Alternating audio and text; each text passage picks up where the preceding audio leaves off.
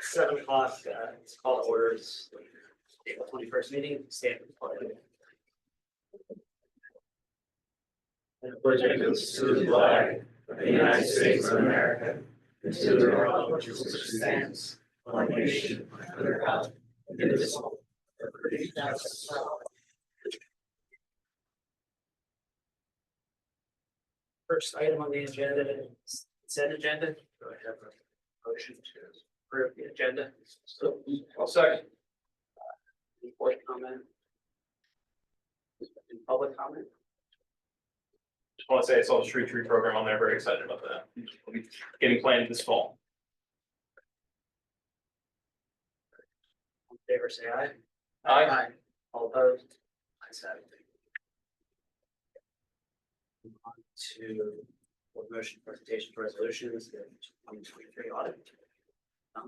Sure, you have Bob Kaufman online, correct, Susan? Yes. She's got a little presentation. I think the audit is, there's some differences between the draft that you saw a month ago and the draft now. So Bob can tell you the differences. And then tonight, it's up for acceptance. So Bob, are you ready to go through the elements of your presentation? Yes, I am. Can everybody hear me? Yes. Okay, great.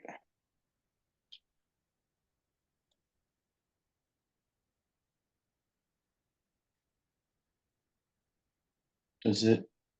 It does not let me share my screen. I forgot. Okay. So on the second slide, as you remember last month, this substantially hasn't changed. As I had mentioned, though, the audit still had to go through technical review. Through that process, the technical review team determined that there were too many modifications from the cash basis. That can kind of be a subjective area, which is why I did not believe that it was going to change very much because it is an unregulated basis. However, the idea is to stay as close to cash basis as possible unless it's a cash related activity on the balance sheet. However, that did not affect the opinions or anything like that. So it's still an unmodified opinion based on the financial statements produced on the cash basis. Slide 3 is your budget versus actual. Nothing was changed on this slide. Your general fund activity was still reported on cash basis. There were no items on the balance sheet that had to be modified based on the technical review. So the planned spend down was still a result of budget process. Slide 4 is still your budget fund balance trend over time. So we did restate some numbers in this modification to be comparatively consistent. However, again, this did not affect the general fund. So this slide remains the same as previously presented in March, excuse me. On slide 5 is your remaining governmental funds. These funds also did not have any modifications made to them from cash basis. So they are exactly the same as March. And slide 6, the final slide. So this is where the major emphasis of modification happened. There was accounts receivable recorded on the balance sheet for these two funds, which accounts receivable is not permissible under the modified cash basis. So the overall result was we had to restate beginning that position and remove accounts receivable from the books. In the solid waste fund, this decreased the net position by approximately $22,500 and the sewer fund by approximately $439,000. Now, just because these numbers were restated, it does not change the operating activity for the year. The sewer is still in, substantially the same amount because you still have those receivables outstanding. They're just not being recorded on the books and shown and impacting that position. Some other modifications that you may see when you compare it to the actual draft, the OPEB liability, that pension liability, and the compensated absences were removed. So it actually increased your net position significantly on that statement. And that was a very brief and quick overview. So I don't know if I covered everything in enough detail. If there are any questions, I am happy to answer them. Is this just the Easttown township one, nothing changed on the EMA one, or did this So change? that we reviewed the modified cash basis for EMA as well. However, the EMA did not have any non-cash related activity on the balance sheet. So you're still able to show fixed assets and long-term debt on using modified cash. So those are still on the EMA, so that report did not change at all. So change only impacted the East Town audit, not the. Did we also have that issue with the accounts receivable getting included in the cash basis in prior years, or is it just limited to this year? So it has been included since as far back as I could look was 2012. Like I said, because it's an unregulated basis, it kind of, you can, and it's modified from the cash basis. Previously, we were disclosing that the modification was accounts receivable. But the kind of the purpose of reporting on modified basis is to not report accounts receivable and payables and be more cash oriented. So the technical team at Witham felt that it wasn't really truly getting to the purpose of using that basis. This change will carry forward in future years to make that modification.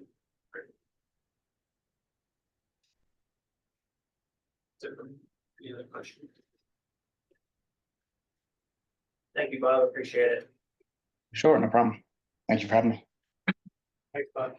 So motion to accept both audits. I'll make a motion to accept the audits. Second. Public comment? Why is it the audit for 2023 and not 24? 24 is not done yet, taking us this long to get to 23. So we're hoping to have 24 by, well, we're pressing that now, and we're targeting June, July. In years past, though, they've come in March and April or February, March to do the prior years. Look back, we're just 1 year behind. Yes, if we're 1 year behind, we won't be 1 year behind, hopefully tonight in a minute. Oh, got it. And then we'll be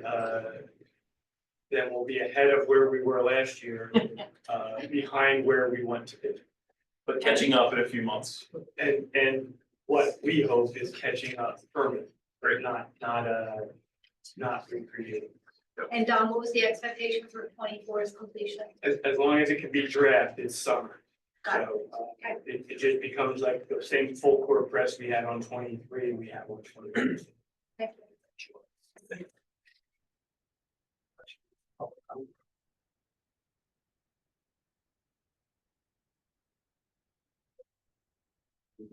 Audit, 2023 audit. Say aye. Aye. All those.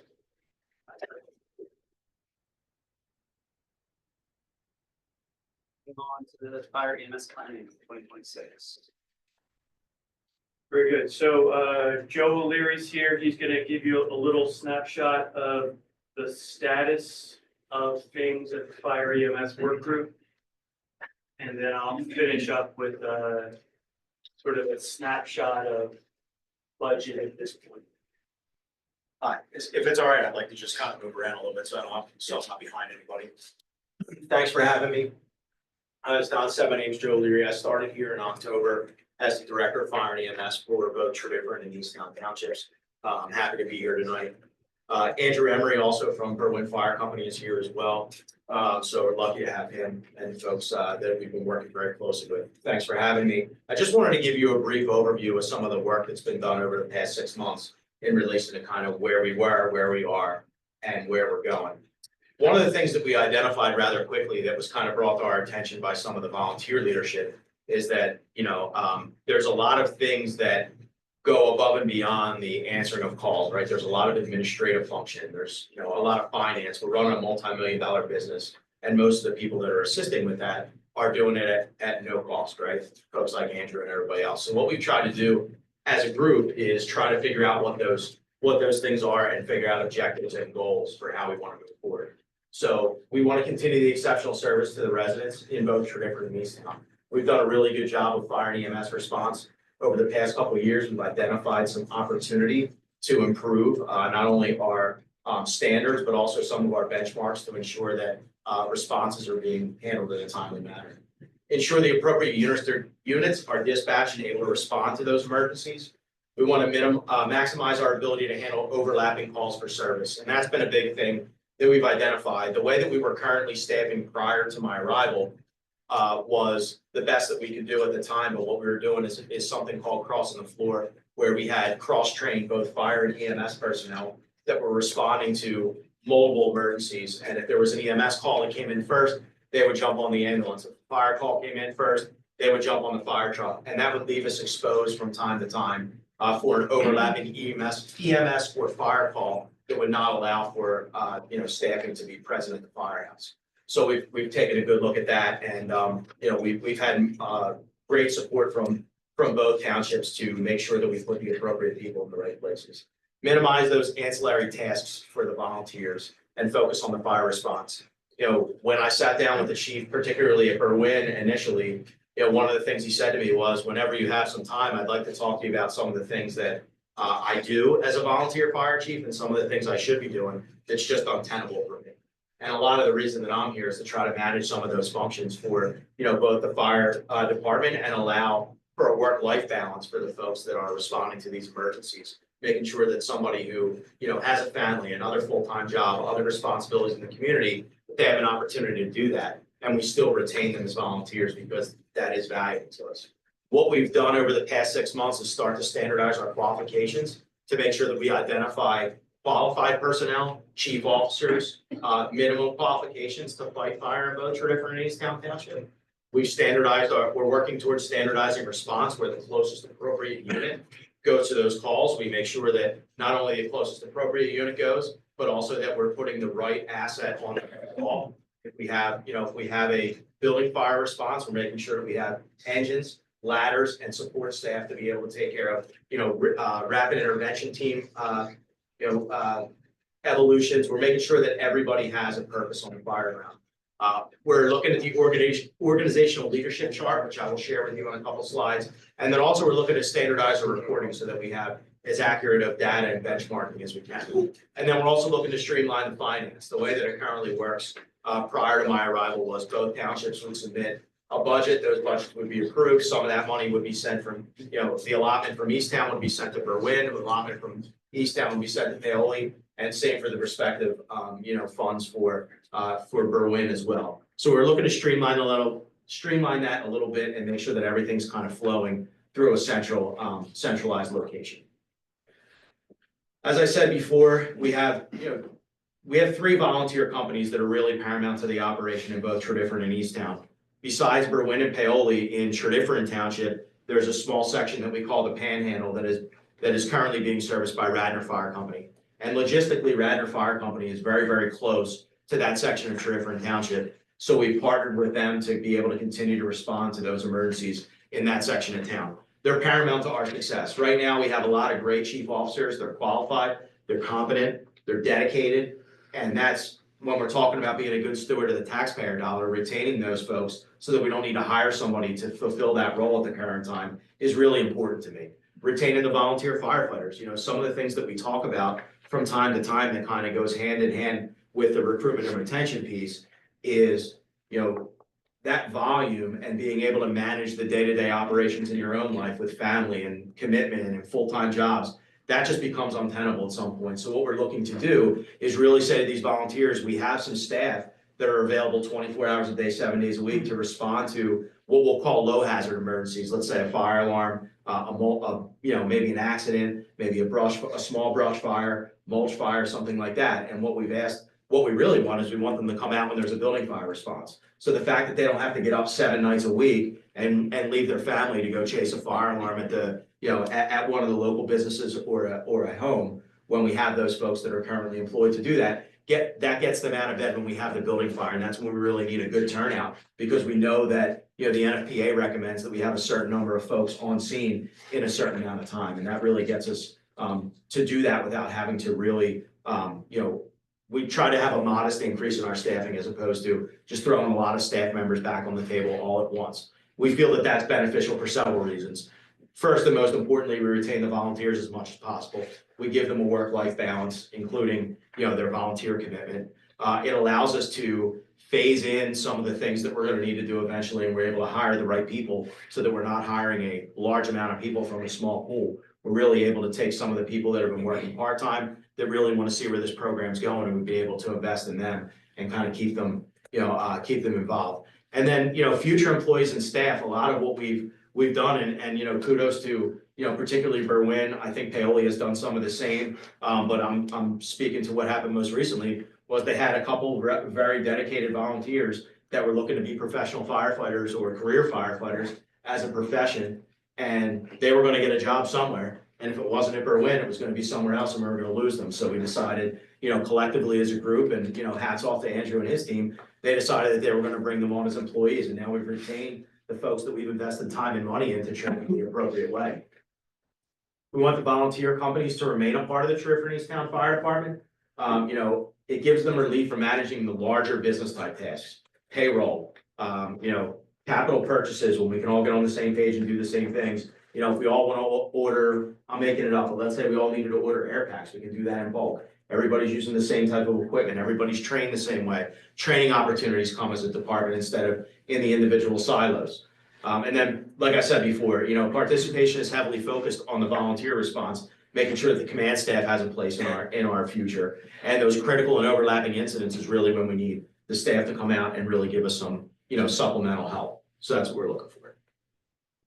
So what we're looking for next year in 2026, and we've already started to build it, we're trying to phase in exactly how we're gonna, as we keep going, we're gonna phase this in. But the Trevorrow Easttown Fire Department will have a fire headquarters, and what we decided was that 1485 Valley Forge Road, which was purchased collectively, that would be our fire headquarters. It's a good place for department administration, for myself, for our future life safety inspector. That would have one cross-staffed MICU, and what a MICU is an ALS transport capable unit. We'll have a paramedic and an EMT on that. And then if there was a fire response, we would handle that as well. Berwyn, which is currently under construction at 23 Bridge Avenue, is still on track to open sometime in the September timeframe. That would have the most staff around the clock because we feel that's the central location to start this. And that would have one transport capable ALS unit, and we'd have one piece of staffed fire apparatus 24 hours a day, 7 days a week. And that would fulfill the minimum staffing requirement that we would need to be able to respond in a timely manner. And then Paoli, we would have one ALS transport capable unit and one piece of fire apparatus 24 hours a day, 7 days a week. That would be, at the current time, Paoli would be a combination of career and volunteer on the initial piece of apparatus as we start to work through this, this phasing in. When we look at our administrative organizational leadership chart, as we talk about, when I talk about this in the command structure, it looks very closely to what it's going to look like on the operations side. But what I really want to drive home for you is that we're going to separate into different divisions. One of the things that we'd like to bring to both Trevorrow and Easttown next year is some a life safety division, and be able to have a fire marshal that can not only handle the burning complaints for us, they can handle some of the fire marshal responsibilities as far as building fire investigation, post-incident, also commercial building type things where we have somebody who says, hey, I went into XYZ store today and they had boxes piled up to the ceiling. Can you go in there and talk to them about moving it so that if there's an emergency, somebody can get out the exit door? Those types of things, we're hoping to bring that on next year, with the support of the teams. And then we would have a career division in the operations side, and that will be led by a career officer, most likely a captain, and they would manage the career staff. And then on the volunteer side, as you can see, we're going to be looking at, the volunteer chief, the volunteer officers, and then the volunteer firefighters. And that kind of gives you an idea of where we are administratively. The next slide is going to show you operations, and where operations and administration kind of differ is, this is going to be what it looks like. You can go ahead if you don't want, thanks. What we look at is operations is kind of how we're going to operate on the fire ground, right? So obviously the department chief, which is my role, I would be responsible for the overall day-to-day operations. The volunteer fire chief would mesh right into my organizational leadership structure and have a hand in the day-to-day operation, particularly as it pertains to answering calls. And that's really what I want to be able to give them the opportunity to do, is answer the calls. You're not going to see me for, a fire alarm when the volunteer fire chief is available. They're going to handle those fire alarms, our volunteer officers, chief officers, whether that's a deputy chief, an assistant chief, a battalion chief, they're gonna kind of fall into the structure of the line officer position. If our fire marshal is available, they would fall into the officer role. I'm gonna call them the deputy chief of life safety, not necessarily in the fire operations, but they're gonna hold a deputy chief title and would be available to supplement some of our command staff if necessary on scene. And then we go down to the career captain, our volunteer officers. We're still working kind of through that a little bit, but those officers would be lieutenants and captains on the volunteer side. And then we would have our career staff and our career volunteer firefighters as well. When we talk about a proposed timeline, we've kind of moved this up a little bit, and I think we've moved it up a lot of it. And I think what we've tried to do here is really incorporate what we already have and make it logical to what we're doing as a department. And when we sat down as a small subgroup, we decided that the magic number to operationalize this in 2026 was 36 people. And what we knew was that last year, or this year starting, Berwyn now has 24 full-timers and Paoli has 12 full-timers. So that means we now have 36 people. So what we kind of looked at was, let's start to bring them into this umbrella organization, which is Tredyffrin Easttown Fire, and start to work with them so that collaboratively we can kind of get to the same place. So what we decided was the priority number one is really starting the organization. And what we've done is we've drafted articles of incorporation. They're not final yet, they're still in draft form. We've kind of outlined what the fire department would look like, and that gives us a place to not only establish our ability to have payroll and to place assets and all of those things. It also allows us to go back to the county and say, hey, this is coming down the pipeline. We're all going to operate in collaboration together, but we do have Tredyffrin Easttown Fire Department, which is kind of the umbrella organization over the operation in Tredyffrin Easttown. One of the things we're doing in the upcoming month is we're going to establish a transition team. And what that transition team is going to do is it's going to be a group of members of the fire companies, staff, elected officials, and we're all going to sit down and we're going to start very, right at the bottom, and we're going to say, what's our mission? What's our vision? What color the fire truck's going to be? What's our logo look like? Standard operating guideline recommendations. What color gear are we going to wear? What's that going to look like? All of those things, and we're going to give our staff members and the elected officials and staff, meaning, both volunteer and career members of the fire department. We're going to give them an opportunity to have a seat at the table and make this a collaborative effort so that we're all kind of marching in the same direction to make this work together. And then in the summer or fall, probably more like, you think September, right, Andrew? Probably reasonably, right? So September, we're going to open Station 2, which will be at 23 Bridge Avenue. It's going to be beautiful.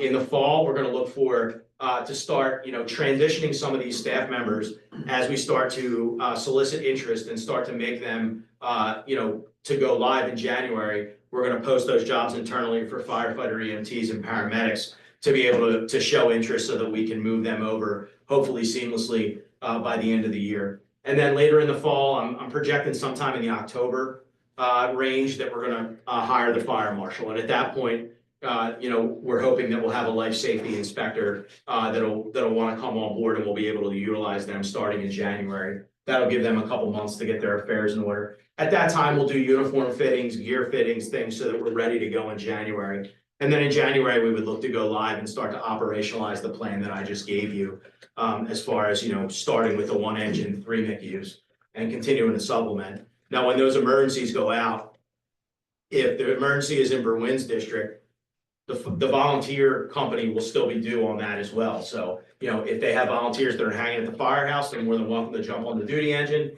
If they have enough folks to bring a second truck, they should bring a second truck. Same goes with Paoli. We're not eliminating the volunteer response. We're just supplementing that response with career staff to make sure that there's a timely response in either town at any time. And as far as that goes, kind of what we've come up with so far is that we're better together, right? Because of the investment that you've made in fire and emergency services, in both Tredyffrin and Easttown, it's been paramount to our success. We've had a lot of good tools. We've been able to look at a lot of data. We've been able to look at a lot of things that other places are doing.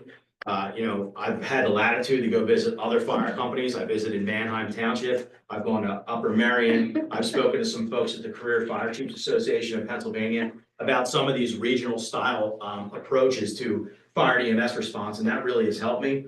I've spent some time, everything from going to meetings to go into training, to ride in the fire truck and ride in the ambulance.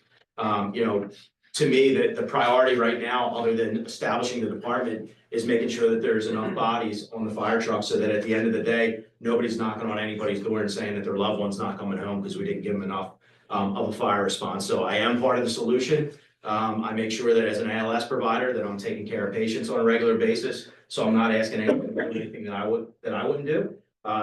Driving a fire truck, riding a fire truck, whatever it takes in addition to my administrative responsibilities. So it's been a pleasure to, you know, be a part of the team, and I thank you guys for your continued, your continued support as we continue to make this work. And, you know, the emergency response has been great, and, you know, we've been working really well together in collaboration. So any questions on that or anything I can answer for you, clarify? Do you have what you need from us so far? Absolutely, thank you. Okay. Yeah, thank you. Yeah. And a few items to elaborate from me, if it's okay.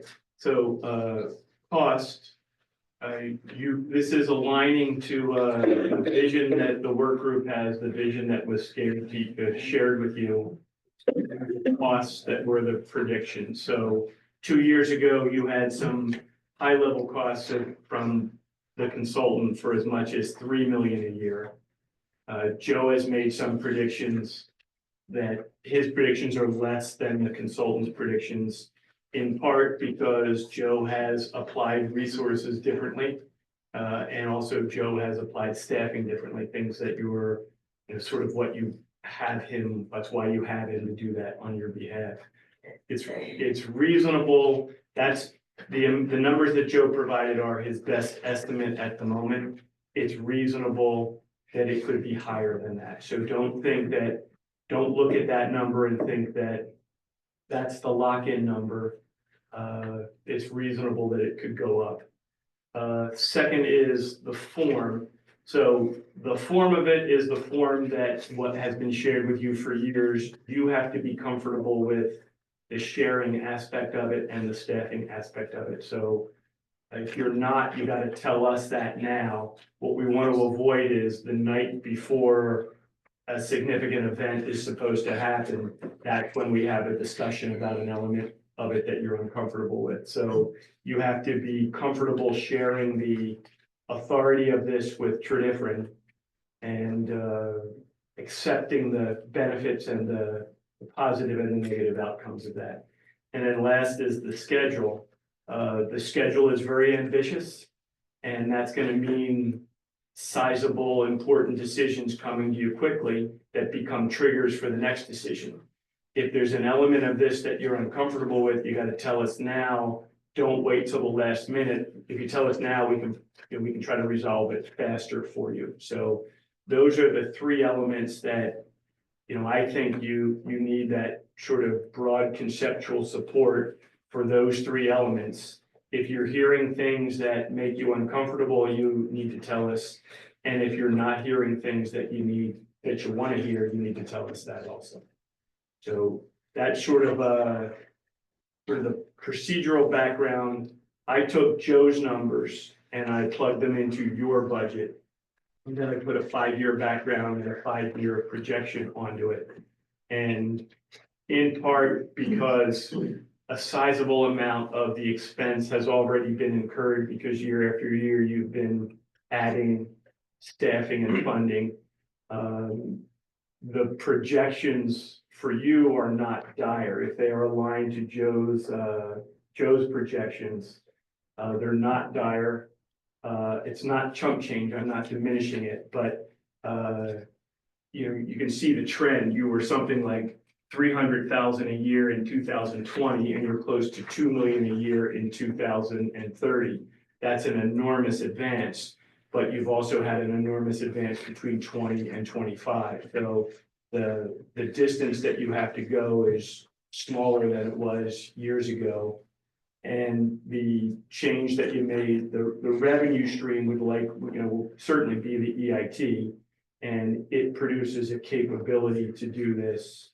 And we'll find out, but I think you can do this and you can still reduce the real estate tax in the way that you had envisioned. So that's a snapshot. you know what we know, like this is a snapshot of the situation. I think now it's time for a little feedback from you so that we go back.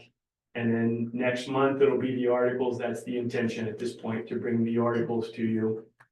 And then it starts on this schedule that Joe identified, which is very fast, very aggressive.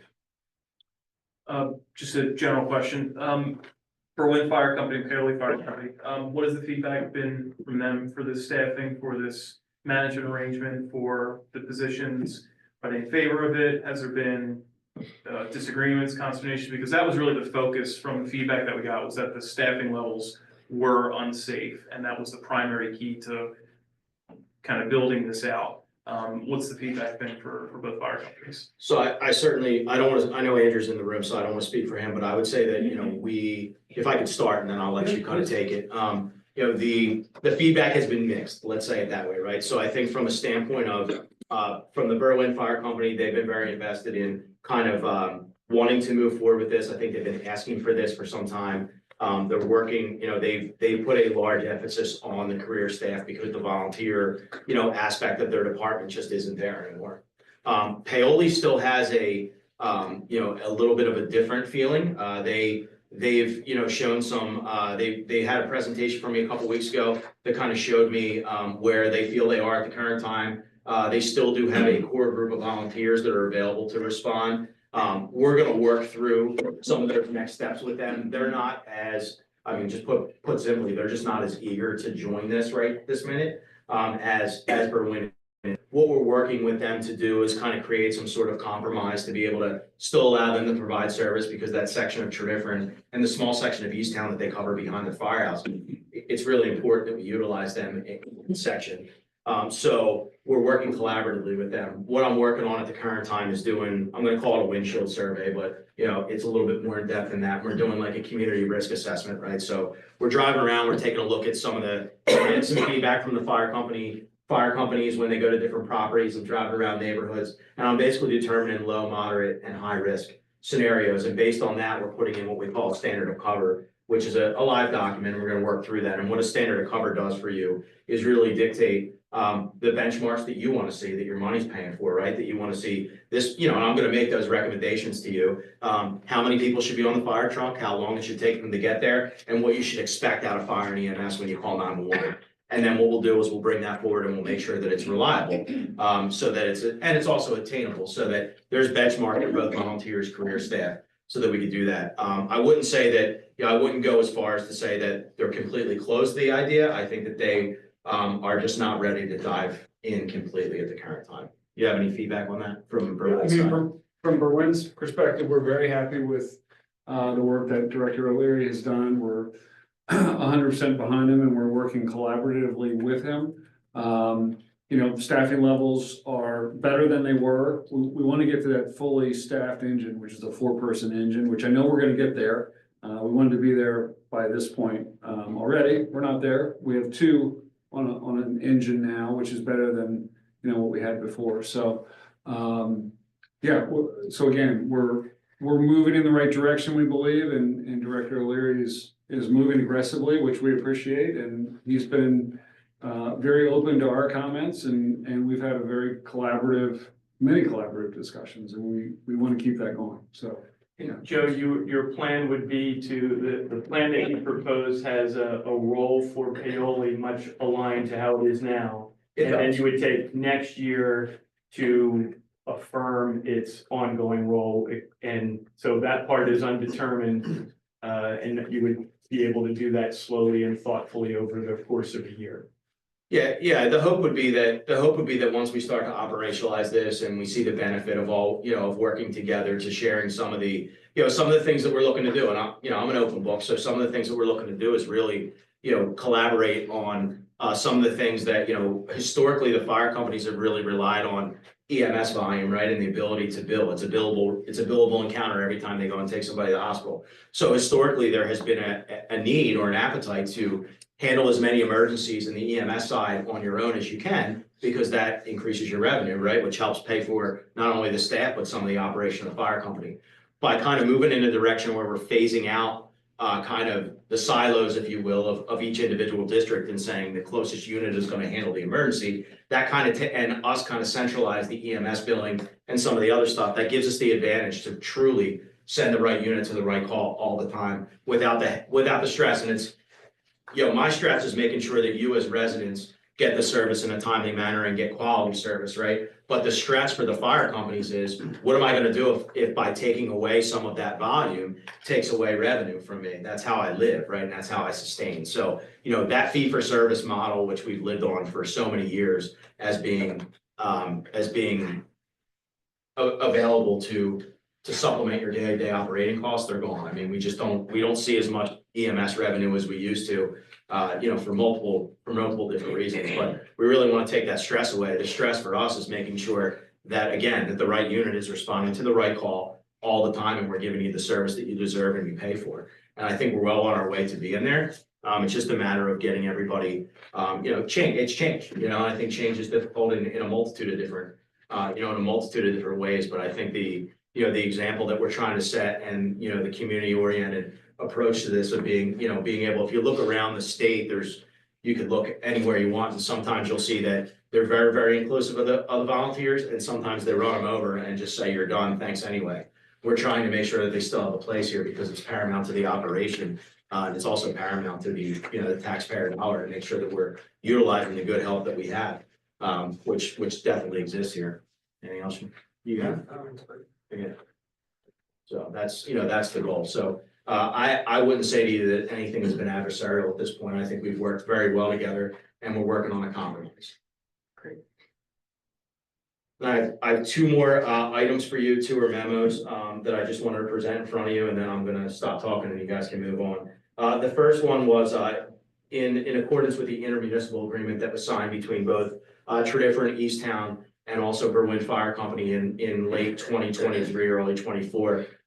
It was any use of capital funds that needed to be reallocated for another purpose just needed to be approved by both boards. So what we decided this year, we collected a lot of data. We've really looked hard at the response guidelines, the staffing, the amount of qualified staff that are available to respond. And what we found is that we were really just leaving ourselves exposed, that, Chief Brundage had given me a bunch of data that showed that there really weren't any volunteers that were coming in between, usually like working hours. So, but even through the night, we've had a challenge of getting, enough folks just because the staffing just isn't there. So what we decided was that we were going to work together to try to create an opportunity to at least bring the staffing level up to one station having 4 people, 24 hours a day, 7 days a week, and the other having 2 for this year.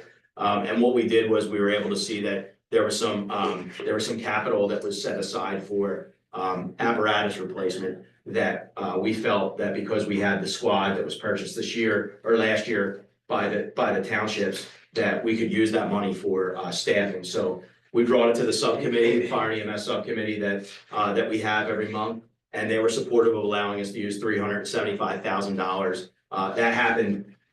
It wasn't that much, but it wasn't 375, but it was in 2024, they were using some of that money. In 2025 and 26, they were asking to use some of that money as well. That was supported. It's built into the budget that we support, those 4 folks moving forward next year. So we were just asking for the ability to use that $375,000 to increase our staff. Yeah, let's do them one at a time then. So that's item C on your agenda. There's the motion there. If you support that idea, it's a motion to support the budgetary proposal from the Berwyn Fire Company to release $375,000 from the apparatus restriction for the 2025 operating budget. And the logic of this for you is that your budgets segregate your contribution, your budget and your contribution segregate the funds. Some of it goes into operating and some goes into capital. So if they're going to use the capital funds for operating, they need your moral and legal authority to do that. So it's been vetted, as Joe said, vetted by the work group, vetted by the staffs. It comes with our support. And that procedure really came in place in the MOU, as mentioned, because historically, there was a concern when the township made contributions that you lost control. And under the MOU, everybody's working cooperatively that if those allocated funds are gonna change budget-wise, here you are and you get to make a public decision on that. You did this last year, also. And this is the mechanism that you used to do it last year.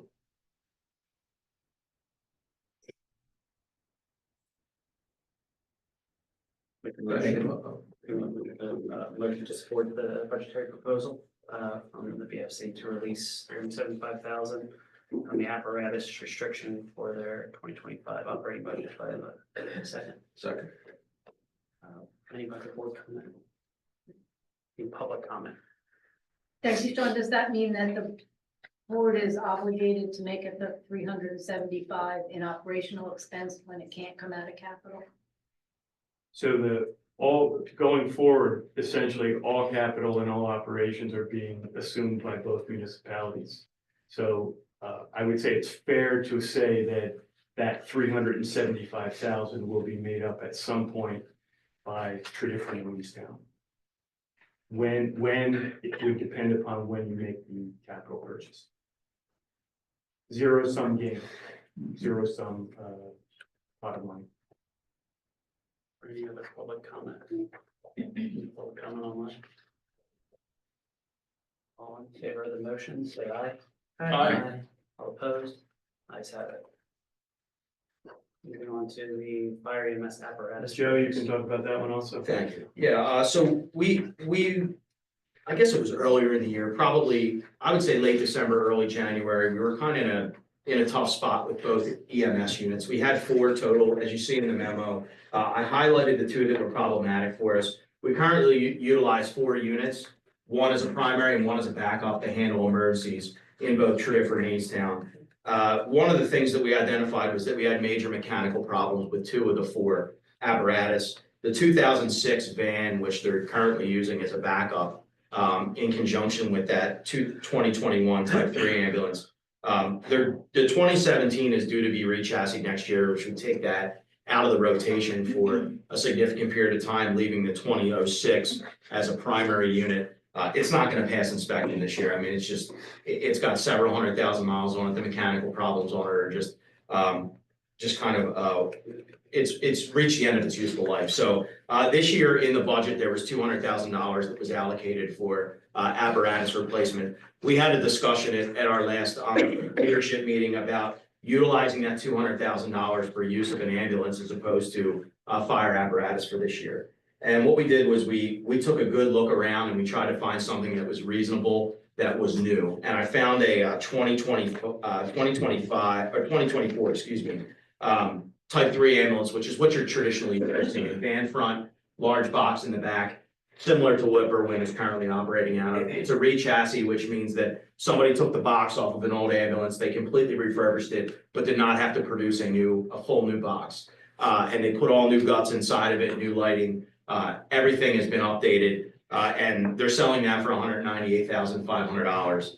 The only addition to that would be, there's a lift in the back that is called a striker power load, and what that does is it minimizes back injury. You place the stretcher up onto this platform. The platform physically lifts the wheels of the stretcher unit up, and you're able to slide it in and out without having to utilize your back. That's an additional cost of $21,700.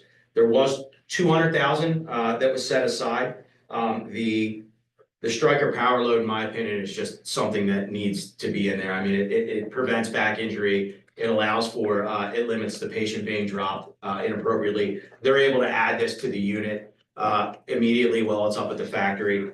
They are a CoStarz vendor. I've been in communication with these folks for several weeks now. The total cost would be $221,700, which would be an increase for the Easttown contribution of $63 or $67.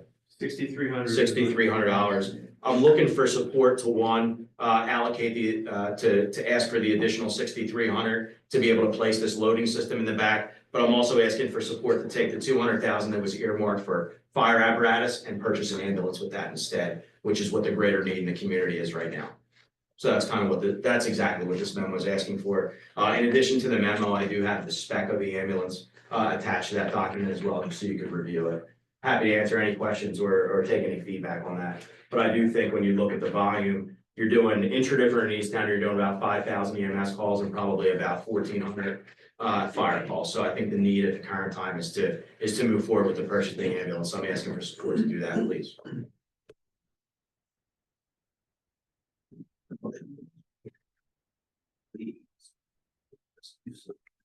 $6,300. And so it's both, right? Yes, it's both, because it was represented to you as a truck, so it doesn't require any, it's just an apparatus, but it was represented as So a truck. we approved switching from the truck to Correct. the ambulance and at the additional And the additional 6,300. 6,300. Yes. Second. Board comment. Public comment. Favor of the motion, say aye. Aye. All opposed? Ayes have it. Thank you very much. That's all I have unless you have something for me. I would just say in closing, if there's anything I can do for you, I'm available at any time. If you wanted to, call and ask a question, if you wanted to come over and sit down, I can certainly come to you. At any time, just feel comfortable reaching out to me and I'd be more than happy to discuss anything with you. I thank you for your support. Thank you. Thanks, Joe. Of course, I appreciate it. Thanks. Moving on to the pickleball noise ordinance. If the Yeah, Yeah, if the board would like, I can summarize that. There's a memo in your packet. The board will recall this has been a pretty front and center issue for you over the last year or more. In January, you addressed noise standards under your ordinances, and specifically you created a time of day limitation for pickleball, which in your ordinance passed in January is 8 AM to 7 PM Monday through Friday, and then 8 AM to 5 PM Saturday and Sunday. The decibel standards remain in place. As you know, they've been difficult to measure and enforce. The time of day gave you clarity. Part two of that was the question of whether not just the YMCA, which sort of was the factual basis that brought a lot of this to your attention, and with some of the neighbors in and around the Y, but generally in the township, future conversion of either tennis courts, other playing surfaces or outdoor surfaces, that if there were gonna be new outdoor pickleball courts created, or converted or otherwise used, the direction of the board was to come up with a draft to address that. You looked at that in a prior meeting, and essentially what the draft does is by conditional use in all districts, if there's going to be outdoor pickleball use, which would include a semi-enclosed, if you had a pavilion that had open sides, you would still be falling within this pickleball draft ordinance. But essentially, the idea is that it would require conditional use.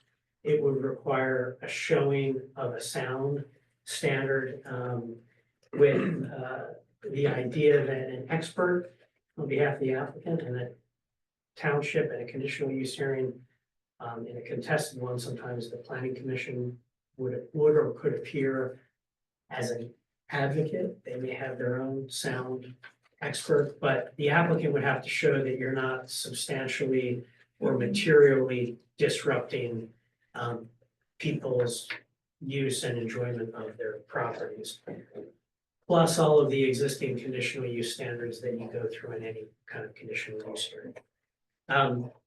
I think the question that was posed just prior to the meeting was in the use regulations, in A, we have a phrase that says if pickleball is proposed for play solely inside of a fully contained and enclosed building, like a gym or athletic facility, what happens? And what the draft says is that the provisions of this chapter, meaning the Easttown zoning chapter, like the whole zoning ordinance, and the code, which includes all the nuisance standards, still applies. So how would that work? I think probably the most likely example is if you had somebody to come in and they wanted to build a commercial recreation facility, that's allowed in PBO and VB already. If it was fully enclosed, they'd be coming to you for a conditional use as a commercial facility. You could look at it broadly, but presumably if the thing is fully enclosed, you're not so worried about these specific noise standards. So in a conditional use in a closed building, you could ask about noise and traffic, but what you're explicitly regulating here is outdoor or semi-outdoor. Procedurally, you're in a position because the board really, as I understood it, did not want to wait. We advertised in advance. So the advertisement was in the Daily Local on April 6 and April 13. We have a proof of publication in your packet. So that met the advertising requirement. We also sent notices of public inspection that went to the Daily Local News and to the Chester County Law Library. So in the legal ad, it says, hey, if you want to look at it in more detail, the legal ad summarizes the ordinance. You can come here, you can go to the Daily Local or the Law Library. The two important things is under the MPC, you have to get input from your own planning commission and the Chester County Planning Commission. You have both of those, they're in your packet. I would say that Chester County Planning Commission review of April 17th is really quite generic. They recognize that this is a relatively new area of regulation. And they ask you to think about the best way to regulate it. But they don't have any specific recommendations. The Township Planning Commission recommendation, that's dated April 7th, that came out of the PC's April 1 meeting. That's also in your packet. You can see that, I think it's fair to say that your PC had more concerns that this regulation will reach into a lot of areas, including a personal residential pickleball court. And that's true. I think my understanding was the board's general view is regulate it fully. And if you feel like it's overdone in practice, you can amend it down the road. But I think, as I understood it, the board's main goal was not to miss anything in that basket of people converting or using outdoor surfaces for pickleball. And this applies to new uses. So the YMCA use as currently created, they have to comply with the noise ordinance. That's non-zoning. The Y itself said that they would live with those time of day standards. But going forward, from a land use and zoning perspective, if somebody converts a court going forward or wants to build a new court, they're gonna have to be in here for conditional use, and that would apply in all districts. So that's the summary, and you are in a position, if you wish tonight, to approve the ordinance amendment. And under the second class township code, it would take effect within 5 days of your action. And if it was revised to reflect the plan commission comments, it would take another 30 days. You'd have to go back through the same process, or would it be? Yes, if it's a non-zoning ordinance, the second class township code says if you make substantial revisions, you have to go through a re-advertisement. For a zoning ordinance under the municipality's planning code, and there are some cases that suggest almost any change from your advertised ordinance should probably go back to the PCs for a last look. Even if you're reacting to your own planning commission recommendations. If you said, let's add 2 paragraphs to address X, which you could do, it should go back to the PCs for another review. We would re-advertise. And you would likely deal with that. You have almost exactly 30 days from now. So it would you would likely act either in May or June if you make changes. But if you make no changes, you are in a position to vote on it tonight. And one of the comments was about the use of a driveway. Mhm. Are we, like, if a bunch of kids pull out a net, I mean, this is what I'm seeing, Right, and just start hitting a pickleball around, are we classifying that as? I don't think we would classify that as. Yeah, I mean. I think like most ordinances, and Colleen is the expert, there is a rule of reason, so Yeah. I think you could make that argument. I would argue kids are knocking a ball around in the street. But for instance, if let's say you had a cul-de-sac and they line the court and they're playing night and day and neighbors aren't complaining, then you may have enforcement leverage to say, this may fall into this unless, you work something out that is not irritating to your neighbors. So some of that's But a rule. technically, somebody could complain about any pickleball. That's right, and Colleen's the expert, but I would say she fields a lot of calls and usually a visit and talking to the neighbors, a lot of things work out without getting to a full-blown regulatory stage. But yes, it's broad in word. I think in practice, you're really looking for people converting court surfaces. We're not compelled to have a bunch of 10-year-olds come in before us in the conditional use unit. Correct. And so as long as you're administering it in a fair and neutral way, that you're not picking winners and losers. There's nothing in the law that says the zoning officer is required to go down the rabbit hole for every call that you get at the township. So where I look at the law and the cases where you would get in trouble is, let's say, the Y expanded again and you didn't require it, or you required it. And let's say Waynesboro Country Club did the same thing and you treated them differently. So that's where you have to. But you could in essence treat commercial differently than residential.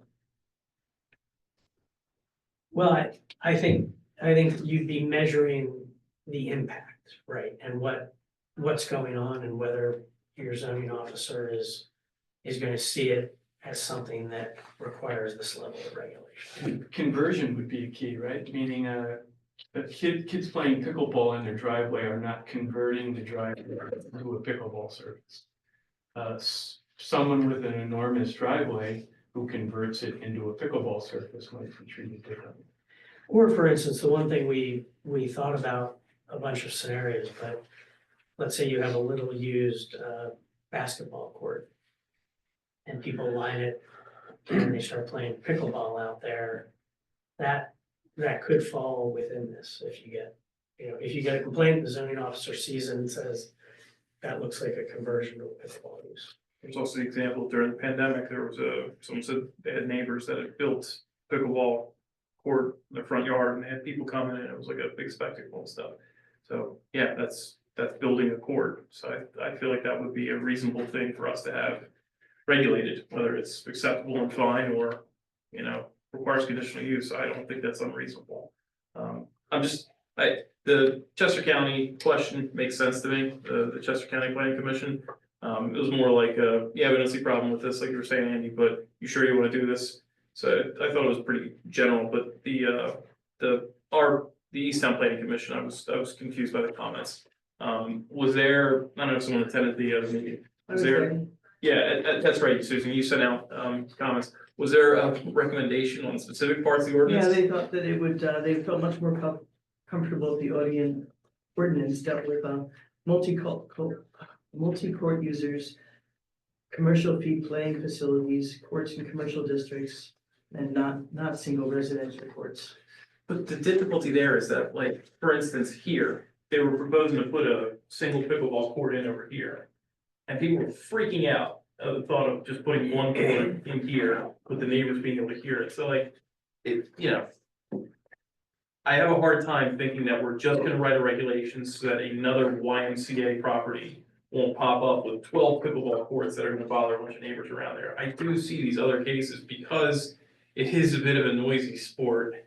It does require some special consideration. So while I understand what they're saying, that it seems like it's focusing on this, yes, unfortunately, it needs some focus. I feel like basketball is well defined and well understood by people, the noise and the requirements that it takes, people are comfortable with that. This is relatively new. People are, in my opinion, upset about it.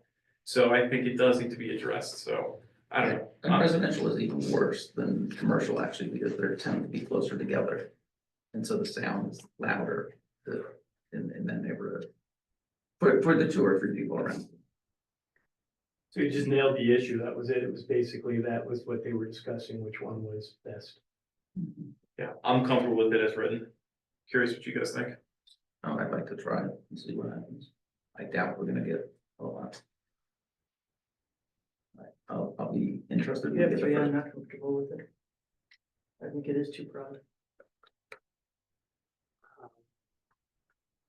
We make a motion to approve and enact the ordinance, amending section 455 East Township Code, titled zoning, to provide for land use and zoning regulations of pickleball activities, including provisions for required conditional use procedures going forward. But second, I'll second. any other board comment? Public comment?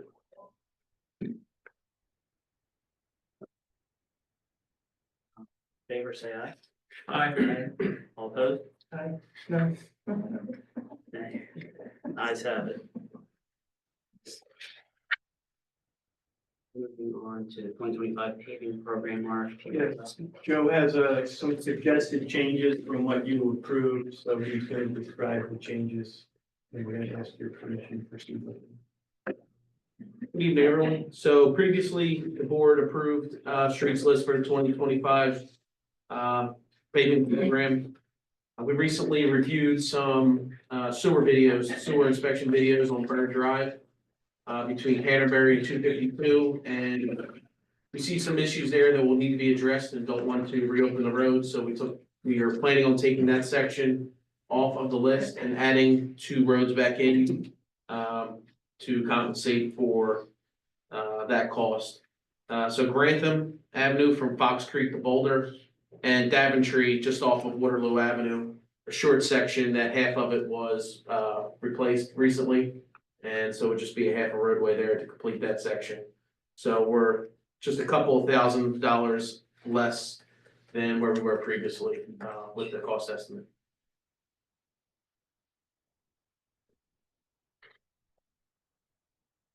So if I understand this, so Bird Road, we're expecting to do sewer work on there, so we don't want to do this for it now. We're gonna do a different road, because we're eventually gonna tear that road up.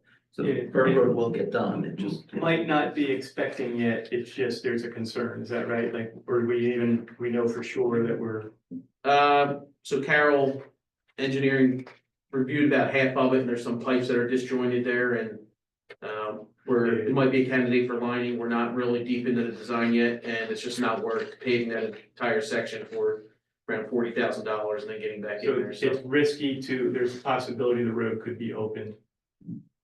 If you line it, you have to open the road. no, No, if you line it, you don't have to open the road. but it wasn't worth the risk, because I just pushed it to the 2026 and evaluated it next year, but they may have to excavate, and it's just not worth ruining fresh paving. So that wouldn't be something you do this year, it would be next year. The Bird Road. The sewer work could be this year, but Presumably, if it was on the list this year and it was deferred, then it would presumably jump to the head of the list for next year unless something jumped ahead of it. How old is that pipe? I believe in the 70s. So it's gotta be replaced. Is that what the ENA approved the work? Well, I was at an ENA meeting recently, and they approved work. No, that was Chester Road, Just that work in there. This recently came to light and still under review, but just wasn't worth the risk of finding more and more damage as they review the rest of the video. so you stop looking. Part of the plan is to keep looking so it doesn't pop up when we don't want it to, so. Yeah. Trying to stay ahead of it. I'm kidding. Yeah. So if you're in favor of it, some kind of motion authorizing the changes outlined in Joe's memo. I'll make a motion to authorize the changes to the road paving program for 2025. Second. Any other board comments? Any public comment? All in favor, say aye. Aye. All opposed? Nice have it. Moving on to the Citizen Communication Advisory Board appointments. So I think we just need to. Yeah, so you, approve. something you decided you wanted to do, you had 4 applicants. You have the capability for at least 4 positions. You could appoint them tonight and we could start. You could appoint them next time. You could think about it more. The resumes and cover letters were in your confidential package. I think we talked about this last time, but everyone was pretty good with going forward. Is there any comments on it? I wasn't able to open. Not the people, but I'm sure they're okay. Yeah, I think when we looked at it before, everyone felt pretty comfortable. Hmm.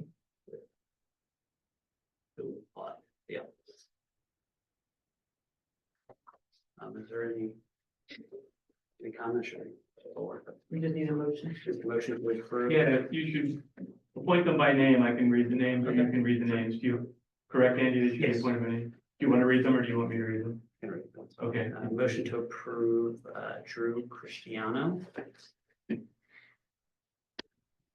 Second. Do you want to do them one at a time or all at the same time? All 4 would be fine. Oh, right? okay, Yeah, that was that's one at a fine. time, okay. Unless there are different views on each candidate, but it sounds like Okay. you intend to appoint them as. Cristiano, Pete Hopkins, Meredith Rovine, and Michelle Van Zandt. Do I have a second? Second. Do you have any other board comment? Make a subtle comment, but it's disappointing because we get complaints all the time about communications. And we've asked the community to help us with communications and, receive an outpouring of, We're gonna keep this open. yeah, Yeah, I'll stay open. just disappointing. Any public comment? Should the duration of the terms be listed? Yes, I think in the ordinance, it's staggered. Let me just double check, that was a good point.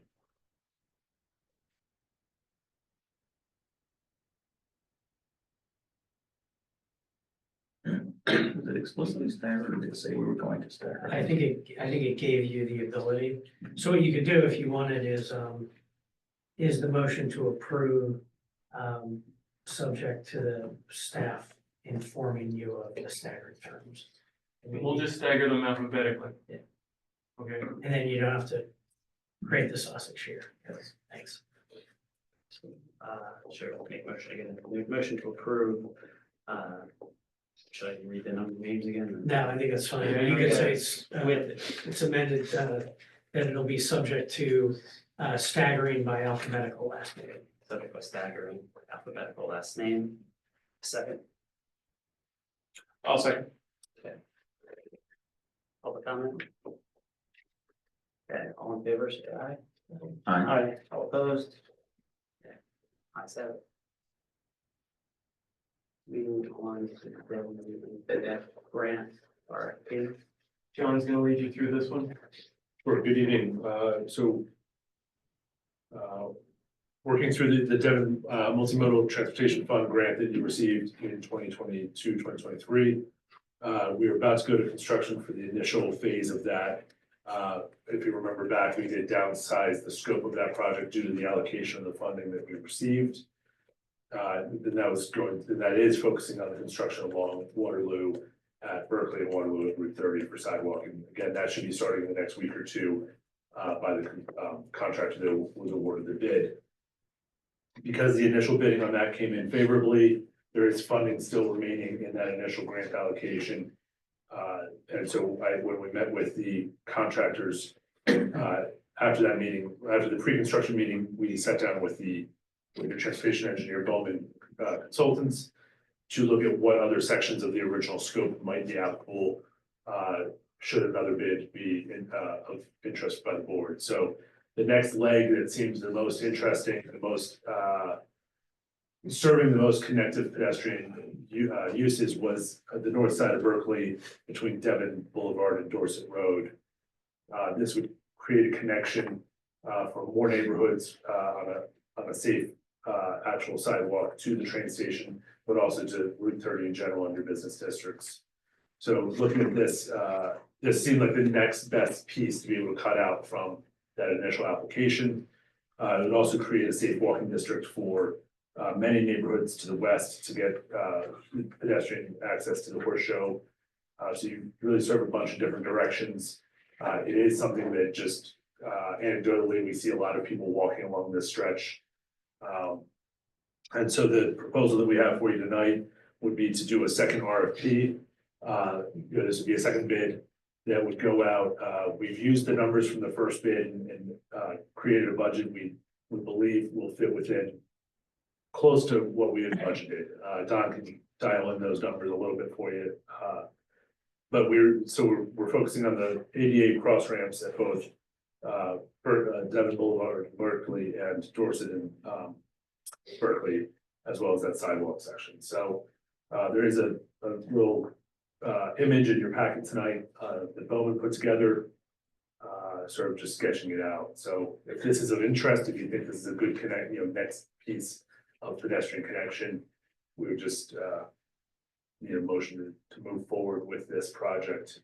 And Bowman believes they would be able to get the engineering, the survey, the engineering, and the bidding documents done in the next 4 to 6 weeks, go out to bid and hopefully award the bid by September timeframe so that you'd still be possibly constructing this year. This is probably a 1-week construction process. This is neither of these projects are lengthy in construction. It's everything else leading up to it. So this would then fully max out your DCD and TF grant, which we would then seek full reimbursement, which again was for $200,000. So to do that, looks like this would cost about $105,000 more than you budgeted. You budgeted 225. And big round numbers to accomplish what John identified, it would take about 330. You'll have the U-shaped corridor won't move as fast as you budgeted. You'll have a few tens of thousands of relief there. You'll get a little bit from the LSA grant moving a little, not moving slower, but being suitably and adequately budgeted.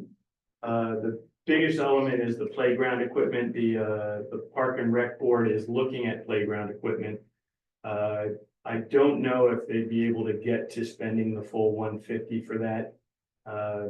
But if it's a zero-sum game. So you have the chance to move this project.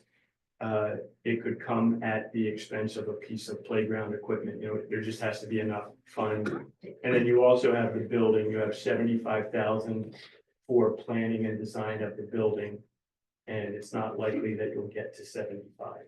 So if you want this, you need about 100 more. We can make 100 more work for you, but it might be in November when somebody says we want to buy that playground equipment. We say you can't buy that piece of playground equipment until March of next year, sort of thing. We're doing this because the bids came in lower, Yes. right? So why are we going over budget? Because the grant is for 200,000. So you're in at about 150. So 50 of that is basically for free. So you are getting 50 of that from the grantor, and the two projects together are about 330,000. So because the bid came in lower, we decided to go higher. So Go ahead, John. right. The other option, there's always another option. The other option is that we don't spend the entire grant. Right. The grant was 200,000. I really don't understand the numbers. The grant was 200,000, right? And the bid came in for 150 as one here. Is that correct? So far, so good.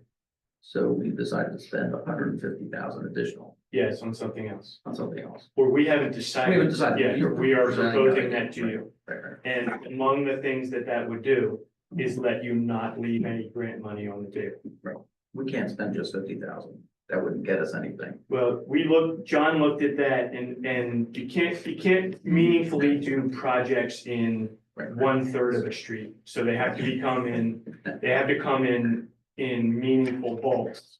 And this was the meaningful bulk.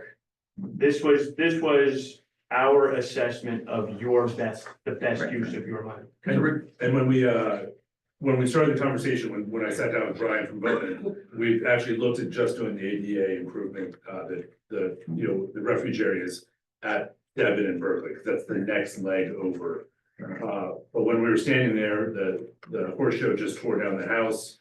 While we were standing there, they were tearing it down, and we were looking down the pike and thinking, if we're gonna do this, it would be good to at least propose multiple options, and if you wanted a sidewalk to somewhere, What is the horse show doing in that property? they're just gonna use it for parking.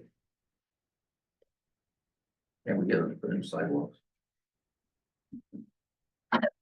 This sidewalk will really help them out a lot. Well, I think it helps the neighbors in Dorset and beyond move towards the train station safely as well, so. But to your point, we did look at what would be a $40,000 project. And we can do that, we can break apart the bid as a base bid, all bid.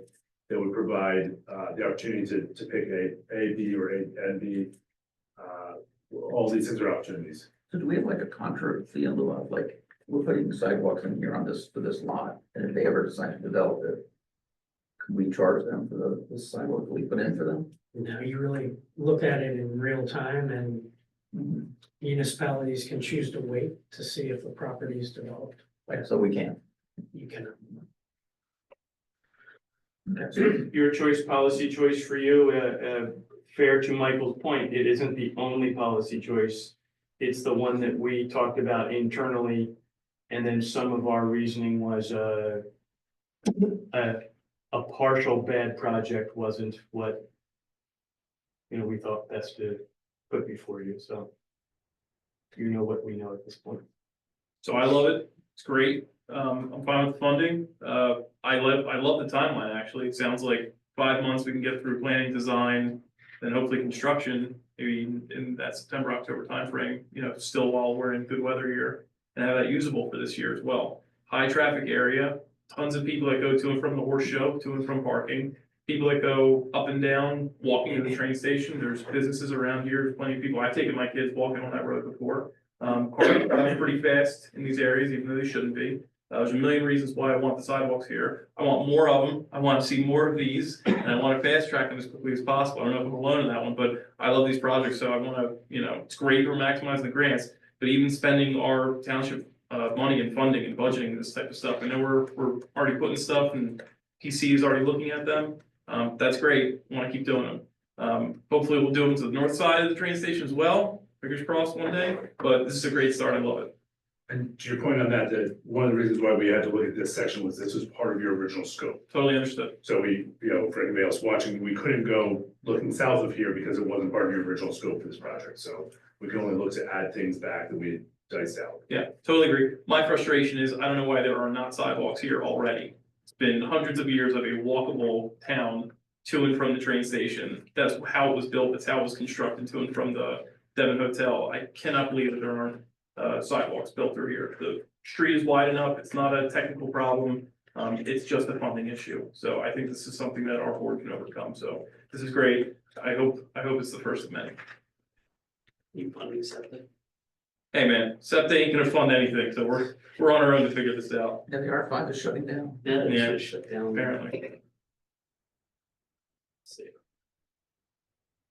So I'm in favor of it if you can't tell. You wanna go bigger?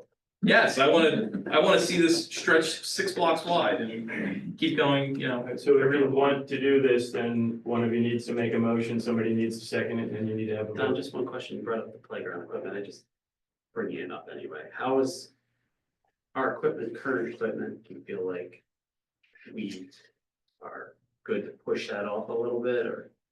Nothing is in nothing would be, what our Parks and Rec board is looking at is additions, not replacements. Yeah, nothing's unsafe. Everything's inspected annually. From my time on Park and Rec, it was whether it was fun enough. So there are some age groups that they think might benefit from different type of. Older kids. They're looking at something for older kids. Okay. And then lastly, when you did apply for this grant, you were granted a no match scenario, which is unusual for DCD. But had this been a match, you would have been appropriating a similar amount of money as a match for a grant of this size. Just as a comparison for other grants. Okay, I'll make a motion to authorize the spending of the funds. I don't know what the language of the. Second, Just say, The sidewalks. spending authorizing the project aligned with, John Ewald's memo. So moved. And, the minutes should reflect the, recognition of the, $105,000 increase in budgetary costs. Who's in mistake? so yeah, I second. Okay. Any other board comments? I have a comment. I like the idea conceptually. I don't like the idea of switching in the middle of the year our budget process. We spent a lot of time figuring out the budget process and figuring it out, and now we're trading playground equipment for sidewalks, which may be a fine thing. I'm not comfortable with. Yeah, it's understandable, understand why you're not. Right, so I'm not against it, I'm just Yeah, not. and one slight caveat is that in some of these cases, we don't know that you're trading just yet. Right. There's a chance that you as a municipality won't make the decisions yet to make those purchases, so. It's possible you're trading, it's possible that you're just taking money that's otherwise not spent. Right, I'd rather do this next year, I guess is what I'm saying. Like, I want to do this, I'd rather be doing it next year. That's just me. Understood.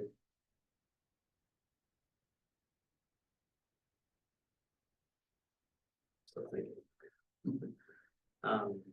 I think I share some of your similar concerns, but I also agree with Alex as well that it's something that needs to be done at some point. And next year you don't have the $50,000, right? That goes away. It is the The grant grant. is. I'm not sure, John. We're looking to close that grant out this year if we can. That would be the goal. But if we ask DCD for an extension, they would give it to us. More than likely. But we don't know. Yeah. But then that keeps you from applying for another one. That's the goal of closing them out early is that you can apply for the next one and keep a grant cycle going. Any public comment?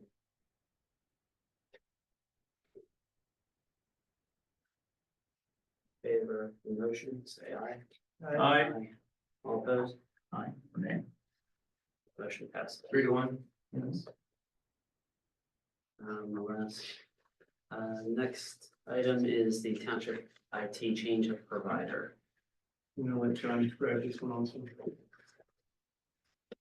Sure, so we've been working with each department head, we've been discussing the staff, police department, and then also talking with our peer municipalities regarding satisfaction of their IT providers. We had staff's recommendation that we make a change to our township service provider for our entire IT package. So if approved, our new provider would be Help Now based out of Exton. They'd be providing township IT services starting September 1st. They'd work through the summer to lead up to that cutover date, but the cutover would be scheduled for 9/1. There's a number of reasons why we've been evaluating this. Satisfaction and continuity has been low with our current provider. And the prices have been continually declining to what I don't think is appropriate for the level of IT demand that we actually have. So with the change in provider, there's an onboarding cost of roughly $35,000, which is in my experience pretty normal for the industry. But there's also going to be a sizable monthly cost savings.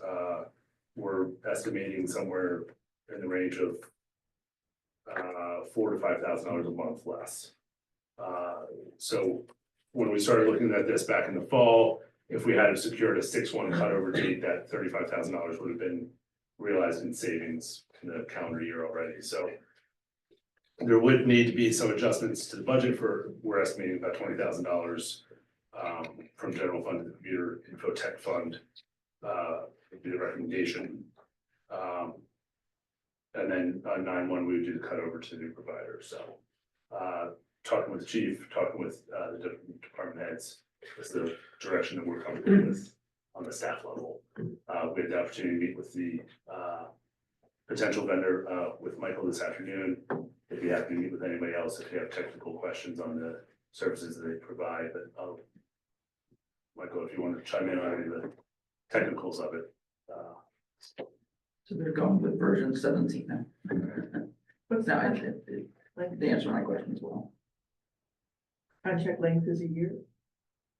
Yeah, I mean, it's an annual subscription, so it would be just an annual renewal of services. So, and what they'd be looking to do is bring the server back. Right now, we currently have a remote server, out of county. We'd be looking to rehome that server back into our building here. In speaking with some of the other municipalities, they're not seeing any overtime overtime meaning, if the police department has an issue, other police departments are not having issues on weekends and after hours, is what we were hearing. Right now, we're having issues after hours and on weekends. So the level of service is just consistent, and they are just providing a daily level of service that everybody's happy with. So this is an issue of also safety. A couple weekends ago, I would certainly put it into the bucket of life safety. I think up until a couple weekends ago, we weren't making that complaint, but your officers should be able to access their computers 24/7. In motion to make the change for the township IT provider. I'll second. Any further board comment? I have a quick question. And this is one of those, a little bit of knowledge is a bad thing. So I did a lot of work for the county of San Diego, and we had to do a lot of special stuff for their sheriffs, not police. So is there anything that we have to do special for the police in terms of technology? No, I think this is gonna help a lot of the issues we were having. They seem to be very familiar with, a lot of things we use, including the new report writing system we're going to be going with, so. I'm confident talking. And they said there are police departments that they work with currently. Yeah, several, I guess I failed to mention that they're actually implementing the program that is part of the consortium of 7 police departments that you're part of. So they are the IT provider for each of those other police departments. And then aside from that, they work with 22 other police departments in total. I just have to ask and make right. yeah. Yeah. No, we've been beating the drum for a little bit now. That we need a new service provider. We haven't been happy with this for a while. Right. A couple of weeks ago, something that was inexcusable on their part. So. Yeah. And the existing one is a little remote. This will be much closer, much more accessible. So I think that's good. Any other board comment? Any public comment? You all in favor of the motion, say aye. Aye. All opposed, motion passes. Moving on to departmental reports. And Sean, just before you go to the departmental reports, on your action for the media communication advisory board members. Yes. I went back and looked at the ordinance. You can stagger up to 3 years in a term of up to 3 years long in your discretion, but the ordinance also says that the terms expire on December 31st. So I think in that December, January period, it'll typically be on your roster. Because that would be such a short time, a 1 year would actually be a 6-year member. I'd suggest that you continue on with the alphabetical direction that you gave, but maybe 2 for 2-year terms and 2 for 3-year terms. And that way you don't have an immediate turnover in January, so they can get their feet. As long as there's consensus on that, I think the minutes could just show it. But it would be good to have that somewhere, so it's known why you did what you did. That's it. Thanks. The departmental reports. Yeah, I have a few things to share with you. So, first, in my report, Probably the biggest thing right now is their earned income tax, so things are aligned to budget. That's the good news. The bad news is we budgeted 0 for the first quarter. So, you're probably 36,000, 40,000 year to date. And you've got about 3 million coming. You're gonna, by mid-May, third week in May, you should have you should get that first payment in May that reflects the first quarter payments to the county collector. So, aligned to expectation, aligned to what we were expecting, aligned to budget, but, nearly 0 year to date. So I'm just pointing that out.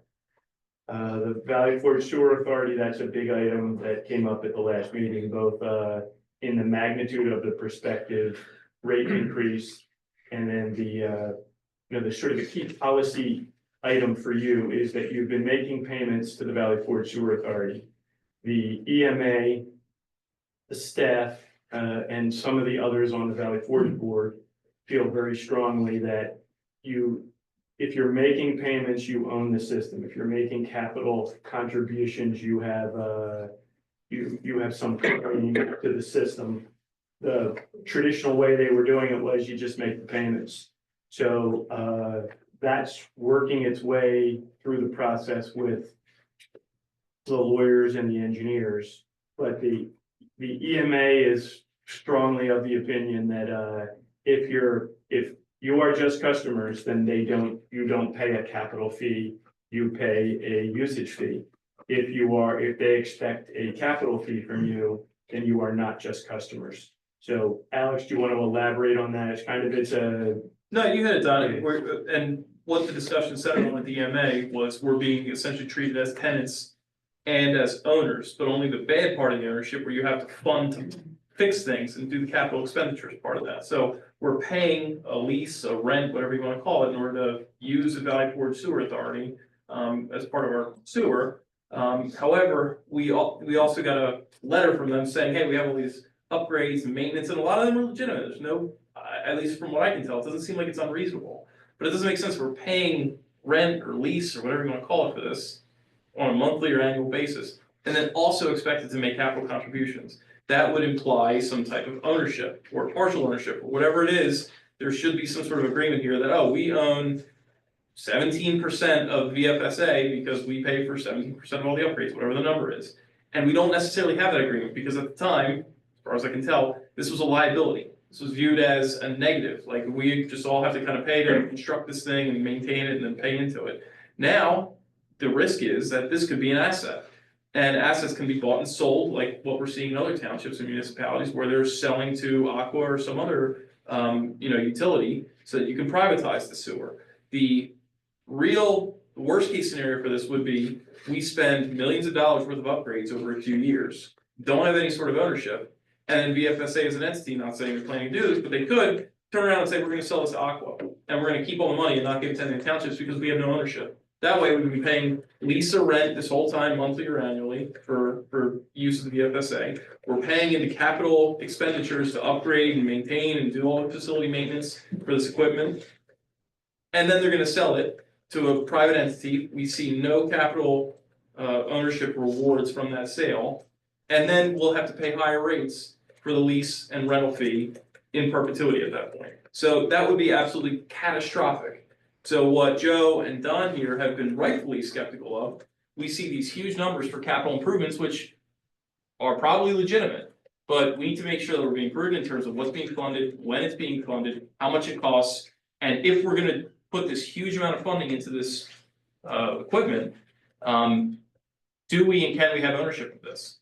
And making sure that we're aligned with the rest of the consortium of townships and entities that are paying into and maintaining this as well. I think that's it. So Yeah, 6 summarize issues well. tied into one. Yeah, so right now, we don't have the solution, we just know that that's the issue, and we are trying to work through the solution. The Valley Creek Trunk Sewer is the form of the solution, because has many similarities to how that works. So, TBD, Alex will be involved every step of the way, we're pressing them for resolution sooner rather than later, because they want commitment to the funding by fall. And we've already given them significant funding as of the last budget. Yeah, you went up by $400,000 just last year, so there'll be another rate increase on potentially on that scale. And what we have communicated is that we're open to that. It's through the EMA, this was all discussed at the EMA, open to it, but not open to it unless there is resolution of this aspect of, I don't even know if ownership is the right word, but that concept that Alex described. Yeah. The capital expenditure comes with strings attached, and that's open to debate. Completely unrelated reason, I was on their website today and noticed that Charlestown has 2 members on their board. Schuylkill has 2 members, and East Pipeline has 2 members. So those must be the 3 that own it, in essence. I think historically, they were the operational owners, and then they brought in the non-owner partners, which are significant municipalities, Jennifer, East Whiteland, I think, a Yes. number of others, Great, so. then they can pay the capital expenditures for all this stuff. And the board we're on is a different board than the one you're talking about is the Valley Forge Sewer Authority. That's an entity in and of itself. The board that we have is an advisory board to that group. So you are separated. This is part of your concern that you elaborated on. You are separated from the decision. You don't have a say in those important matters. And now you're being asked to contribute millions of dollars without, So did we sign an agreement that says we'll pay those millions of dollars? no. There's an operating agreement, and Don's right, that you're not in that inner circle, but you do have leverage, so. Yeah. They've done repairs in the past, there's been litigation in the past over certain repairs, and they look to all of the non-owner entities, and you do have leverage. So if they say we need 500,000 for capital improvements next year, we can say, that's great, no thanks. Well, I would say it's Legally, we're okay. not necessarily, I'd say it's Okay. much better if your other partners feel the same way, because otherwise, they say, that's fine, we're not taking your effluent. So, And we're just trying to resolve it. We're not trying to, what's our tough love approach going to be? We're trying to find a solution. But if we had signed an agreement that said we are going to pay capital laws, that would be it. And the agreement, this is, we can only speculate about what they were thinking in the 70s, but I think it was aligned to what Alex said. My view is that the agreement is relatively silent to this specific narrow thing. So some could look at the agreement and say that you're obligated. Some would look at the agreement and say you're not obligated. Your practice has been to contribute for as long as has been the BFSA. So it's a little muddled. We're not trying to unmuddle it from the 70s. We're trying to unmuddle it going forward. We'll keep you posted, sort of thing. In the 70s, a lot of municipalities had lots of on-lot systems. And so in the 70s, municipalities needed a public entity. And I think that's the history, but the world is different. So We opened the trash bids. Andy, do we need to explain anything about? what we're yeah, gonna do? I could just do a quick announcement, and then we'll also move forward with some formal legal procedure, but the bids have been open for the trash, term of art is solid waste and recycling contract, which under the RFP would be a 3-year term with potential 2 1-year extensions. You have a lot of bidders, you have a lot of technical documents the staff is going through now. We'll be meeting to discuss the compliance with the bids. In the package, technically, the board, the bid package says that you would announce in 30 days. As we all looked at the awards, the bid opening, and we're looking at this stuff on Good Friday. When we're all doing the math, your next board meeting on the 17th of May, May 19th, is more than 30 days out. it's not a problem. What we need to do is we'll notify all the bidders in writing that your action on the bids will be at the May meeting on the 19th. And then we'll also do a one-time legal notice, which the second class township code says if you're not going to award it either within 30 or in that next public meeting, which is this one, which didn't give everybody enough time to look at it. You can do that legal ad and you're okay. So we'll go through that procedure and staff, and we will have advice ready for you for your action in May. When we put out the bid, did we say we were definitely going to award it, or did we reserve the right to not award it? You always reserve the right, and it's in the package that you could reject all bids as well. Other item is, Joe wrote a memo about, Delaware County Christian School. Joe, take a moment to just describe what Delaware County Christian School is proposing. So Jake from the Christian school reached out, originally with Officer Boyd to discuss some traffic issues, along South Waterloo. And then Brian referred him to myself, and then I just got involved from an engineering perspective of, it's a state road, it's gonna need PennDOT approval, it's gonna need design plans and signal plans, and they wanted flashing lights for safety, and from experience, PennDOT usually will approve that if there are enough walkers to school and that school doesn't have a significant amount of pedestrians. So that would be a detriment.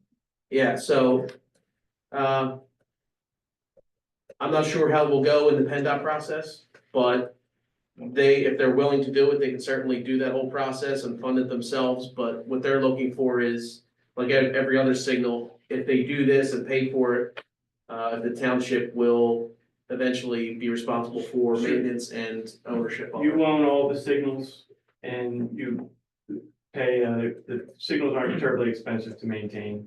You're probably $20,000 a year.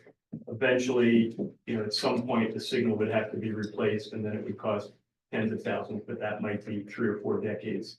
So the whole thing comes down to, if they want to do it, and they do the engineering, why would you stop them?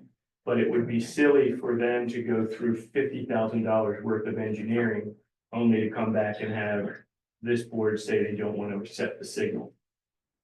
So the logic of this to me is if you're disinclined to accept the signal, you should probably tell them that before they invest tens of thousands of dollars in process. If you're open to it, then they can just proceed. Might be moot because PennDOT might not allow it. Signal system flashing yellow light.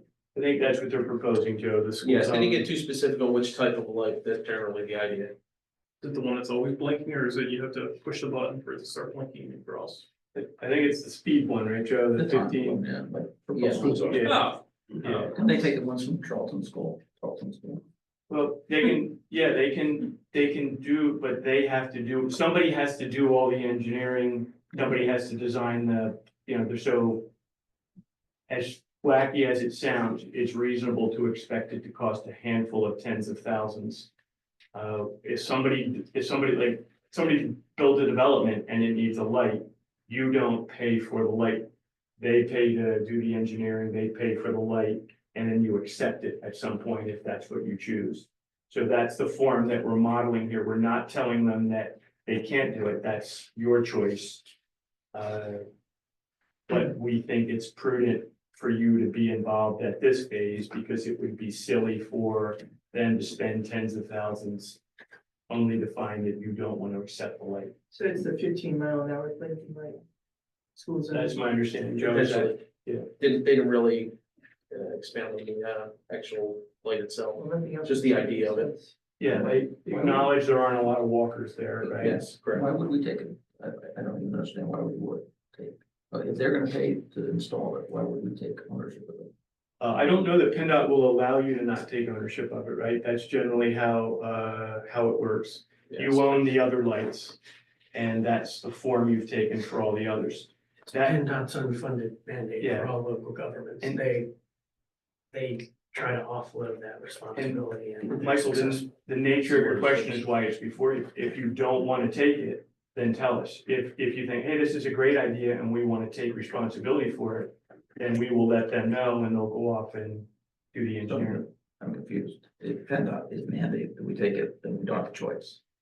If PennDOT's not mandating it, then Yeah, PennDOT won't mandate that you take it. That seems very unlikely to me. So if you don't want it, I think it would be shocking if PennDOT would allow it. PennDOT will, we don't know until we get PennDOT. But my experience is that PennDOT is loath to go against you unless they feel very strongly. and how many do we do right? Obviously, Beaumont, Devon, what else? You've got probably 4 or 5 schools and 15 traffic lights. I'm not worried about traffic, I'm worried about. It's probably the only school that doesn't have a line. 4 or 5 of them, Joe, is that about right? Yes, I believe it's around the area. Devon Prep does not have a light. That's true, it doesn't. It's been, it should probably. About 4 or 5 sets of lights. Devon Prep. But in East End. It's on the border, it's right on that road. It's on the two different side. The road is shared. Yeah, it's right in the middle. No, you're right, the school is on the two different side, but the road is the demarcation. of the We can put a townships. light right down the middle. Just. Stand on your half, I'll stand on my Yeah, half. yeah. Okay. I don't know. I have no opinion on this, if it's viewed as fine by PennDOT, and staff is okay with accepting it, I have no problem with that. I think it sounds like a good idea. I can imagine it's very difficult to get out of there when people are zipping around the corner and there's a lot of traffic. Yeah, we're not, staff side, I'm not saying it's a good idea or bad. It's their decision, like, if they're gonna apply for it, you're gonna get stuck paying for it, I'm just letting you I mean, know. purely from a maintenance standpoint, like, we're overwhelmed already handling all these lights No, and breaking. see, all the time. it's not a source, the lights you have now are not a source of, stress. Right. If something goes wrong, we make a phone call, actually, we don't even, the police make a phone call and somebody fixes it, and then you get a bill, and the bills tend to be in the, $200 to $600, things get fixed fast. So that they're planning on putting in lights that are designed for the safety of children. So that the traffic. I wouldn't say that, I would say they're planning on going through a process that could result in these sort of things, the form and the purpose, there's an element of TBD. They acknowledge that there are not a lot of pedestrians. So what that means to their There's no thinking. fields near the edge of the playing field off of that. Arguably, yeah. Right, It right. seems superficially poorly suited for pedestrian activity, Mhm. and they have acknowledged that there are not a lot of pedestrians. Right, right, I believe the school is around 70 feet higher in elevation than South Waterloo, so that alone would be a task. So again, typically these lights are there for the safety of the children, right? So that Correct. you don't go racing past Beaumont School and run over a child who's crossing Yeah. the street. That's the purpose of these lights. But the That's not gonna disconnect happen with, here. right, the disconnect with the lack of pedestrians that may not get approved by PennDOT is a signal that, that they're on board with. There's a, They can still try. yeah, and I can't tell you I know so much about PennDOT that I know what PennDOT would do. But that disconnect is, I see that too, that this is a mechanism that I thought was intended to make pedestrian transit safer. And is arguably being used to control speed, and that's a bit of a mismatch. Right. There are no walkers to Beaumont School theoretically. The school doesn't allow it. There's no way that they could have walked to Tarleton Right. safely.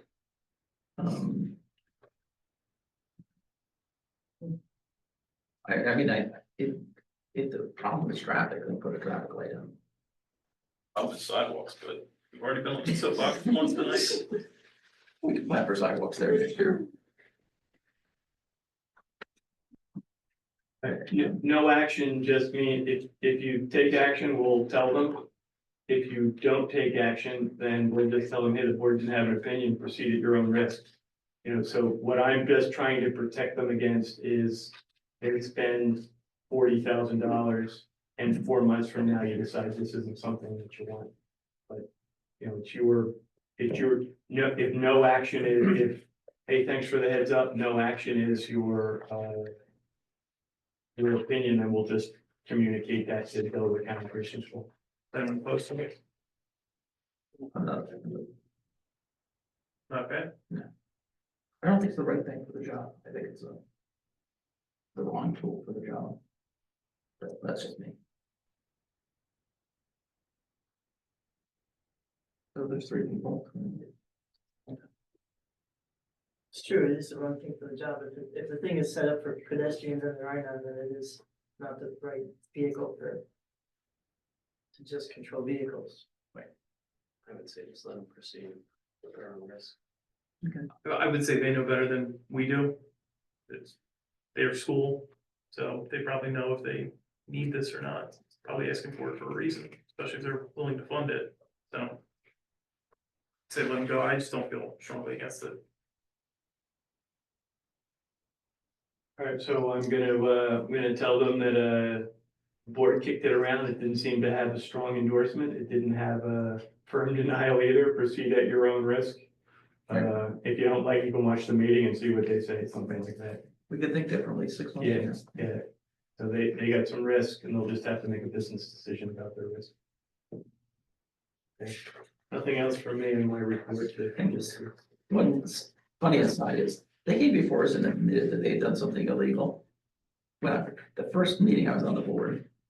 Whole different thing.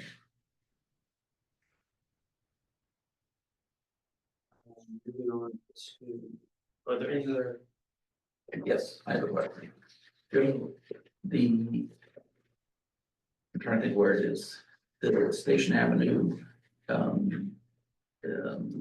the street, And Waterloo, yeah, it looks like there's work done there. yeah, we stopped there that day, we did a tour of some problem areas, they, last week and finishing up. Yeah, I believe they finished up Friday, they replaced that storm sewer, 2 inlets.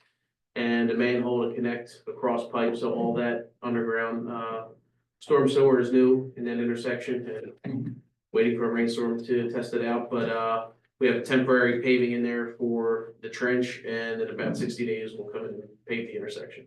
But your memo said mid-May, so when you wrote the memo, you thought it was gonna be mid-May and you got it done. Yeah, when I wrote the memo and had it ready in the beginning of the week, wasn't even, on the schedule, contract had an opening in the schedule.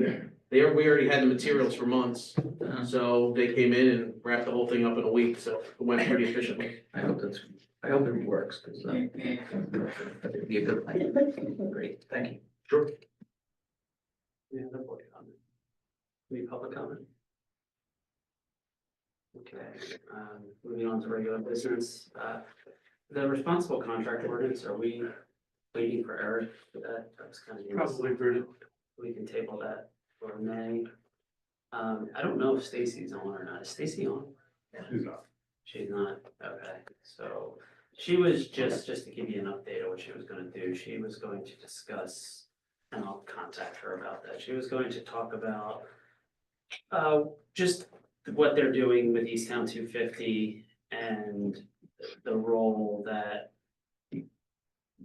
the township hoping to, like, some of her ideas and some of the things that she was hoping to kind of run by us and see, like, just to kind of inform us of what was going on.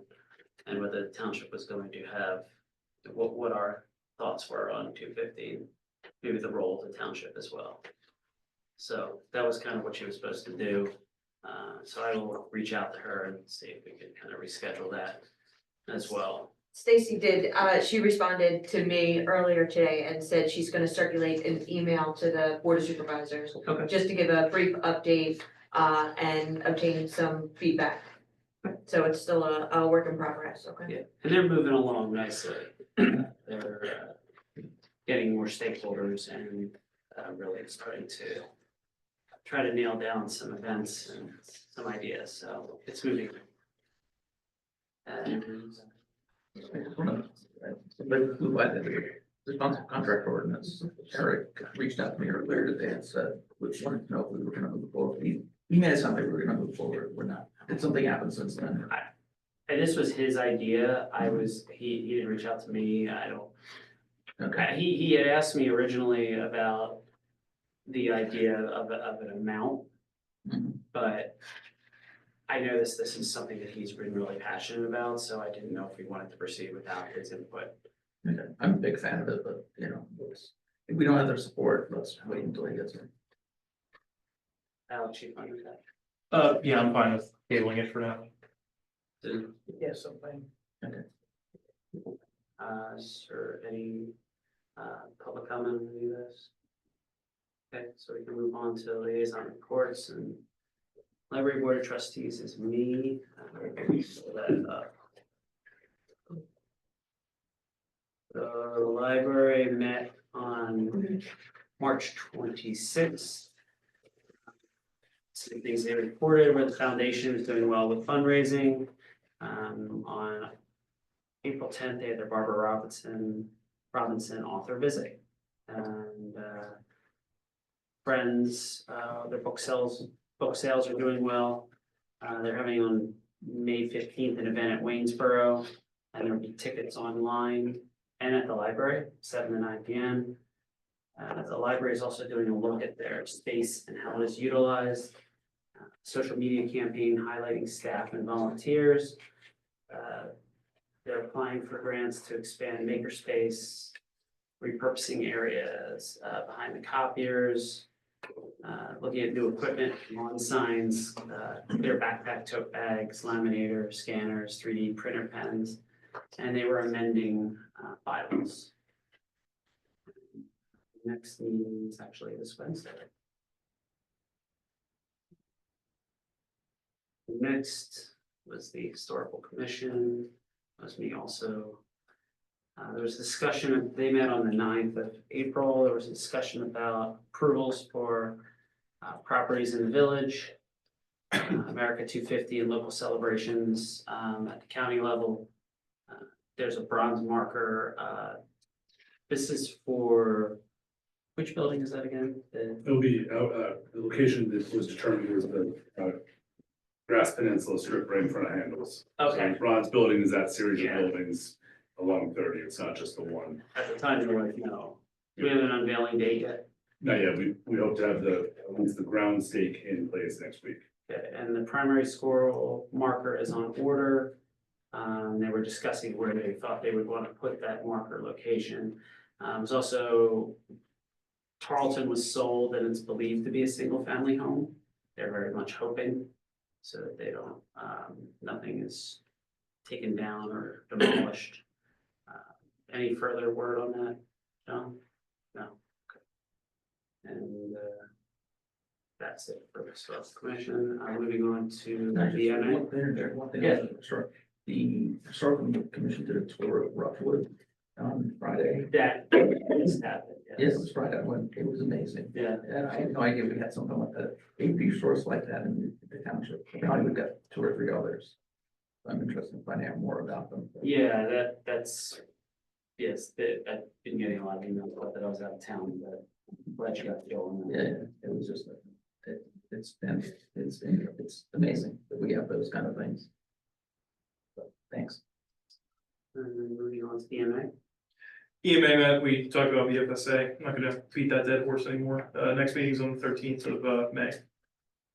And stormwater management project, SMAC did not meet, meeting was canceled. police recruitment. We met, we discussed, Yeah, where's my- police cars, Here we go. regular ordering for that. Reporting, we discussed a lot of the technology issues that were being experienced, as well as some other technology, changeover with that. A few other miscellaneous items, what else I missed? One thing, we're gonna be asked to order an additional car next year, because of the police officers we have. So we should be ready for that.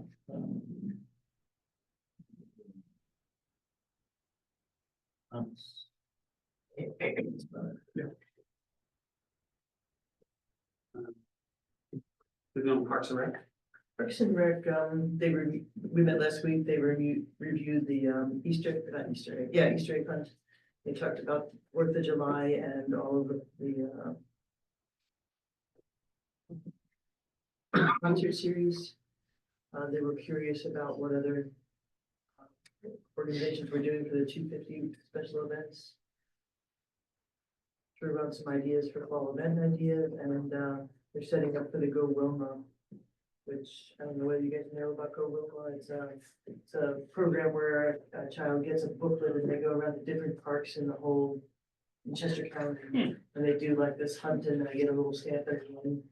So it's fun. We have That's I cool. think four locations for Go Wilma. Great.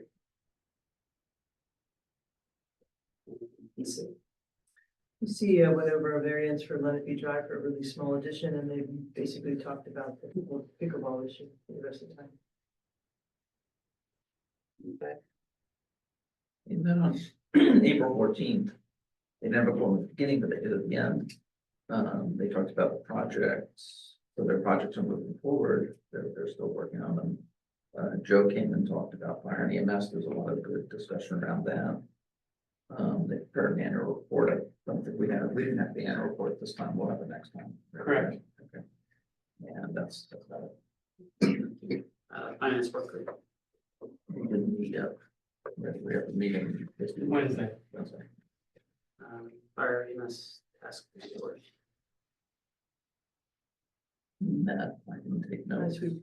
Yeah. Nancy discussed everything that you reviewed tonight, either in great detail. Environmental advisory council. That was Eric. There's Give me one sec. people are watching this evening. HR work group, and just discuss some internal. These, and, pension work group. We didn't- Yeah, well, maybe quarterly, so, and that's good for a while. Is there any public comment? Michelle Bradley, President, Friends of Historic Waynesboro. I did send a letter to the Board of Supervisors last Tuesday. Here is the paper copy of the records. And I'll give it to you. The Friends of Historic Waynesboro, in supporting Historic Waynesboro for 20 years, both financially and operationally, has increased the property's preservation and public enjoyment and reduced the financial burden on the township. We've spent $286,000 from 2008 to 2020. I could get more recent numbers soon, and it's an evidence of our dedication and commitment. Looking forward, Friends is eager to take on additional projects that the Philadelphia Society of the Preservation of Landmarks has requested the township finance and manage, alleviating township staff time and budgetary pressures.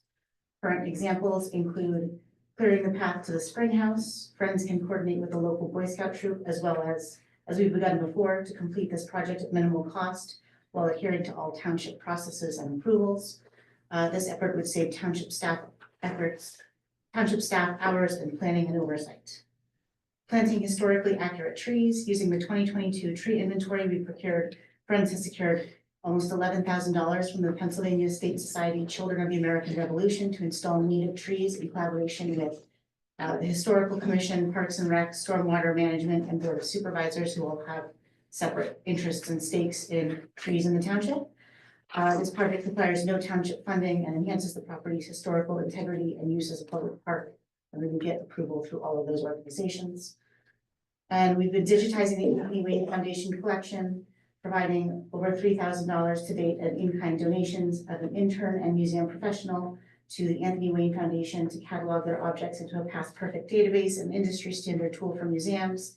This ongoing effort preserves a collection of Waynesboro objects at no cost to the township. So these initiatives are just a sample of how Friends can continue to reduce township expenses while enriching historic Waynesboro for public use. Our ability to fundraise, organize volunteers, and host educational events at the local level further engages the public and promotes the site, all while keeping township costs low. Friends is committed to moving forward in good faith, focusing on the future and shared goal of preserving historic Waynesboro. We stand ready to work with the township and landmarks to ensure historic site thrives for generations to come. Any questions? Thank you. And Michelle, previously, a few other people, who were part of Wayne Society, right? Friends of Historic Waynesboro. Yeah. There Friends was, and well, there was the one. And the Anthony Wayne Yes, Foundation. Anthony Wayne Foundation, thank you.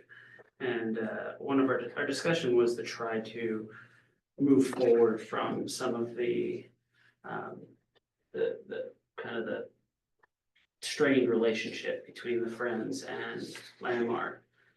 So we had talked about trying to end this kind of these negative feelings between the two and try to work together because it's in the benefit of our township to do so. And also, as you see financially, it's the benefit of the township and the taxpayers as well.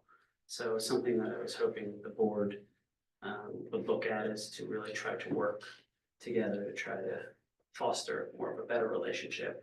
Michelle and I talked about kind of having people that would work together that were not previously part of that original group, that maybe there's some bad blood between some of the former people who were involved in the current group at Landmark.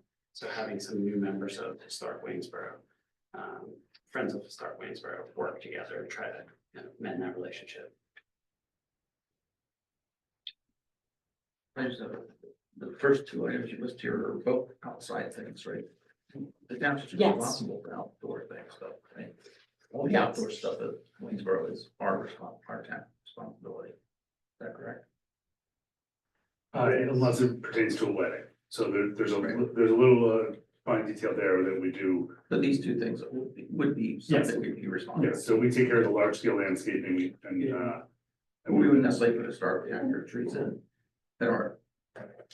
Right. So the concept is native trees that would have existed back in that Right, time that I are get that. still good for today, potentially helping alleviate stormwater issues, potentially being street trees if necessary or appropriate. So we're, we, as the landlord, we would not allow anybody to do anything like this without your permission, so. If things are aligned to the agreement, then John just does them. If something is, we determine to be different, then we would bring it to you, similar to what we did with the sort of larger scale renovations that came before. And so the outside, again, it's our responsibility, so we can do, not that we can do anything we want, but it's our responsibility. To do Yeah, you that. can't run afoul of your agreement with them. Okay, just checking. And we haven't heard about, at least I haven't heard anything about this in the past 6 months or so. 8 months. No, there are projects that have been discussed off and on over the last couple of years, and we would like, with your blessing, knowing that there would be official formal blessings, subsequent meetings to start moving forward with these projects again. But the number 3 one, I don't, do we have any jurisdiction over that?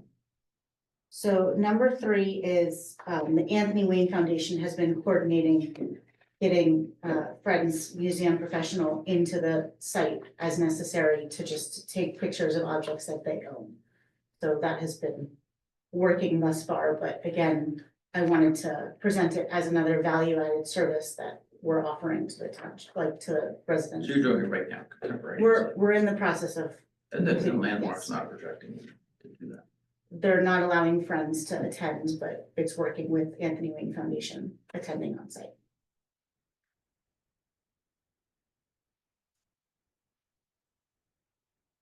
Thank you. Thanks. Any other public comment? Okay, so moving on to our announcements. Has Eric been reading the announcements? I think last time you just announced that they were published. Okay, good. We can go through them. April 23rd, 7 p.m. ZAC, Library Board of Trustees, Easttown Library, May 6th, 7 p.m. Planning Commission, May 12th, 6 p.m. is DCAT. May 13th at 6:15 is the Stormwater Management Advisory Committee, and 7:15 is Easttown Municipal Authority. May 14th at 7 p.m. is the Historical Commission, and May 19th at 7 p.m. is the Board of Supervisors meeting. Upcoming events, Saturday, April 26th, the shredding event hosted by the township in partnership with the library beginning at 9 a.m.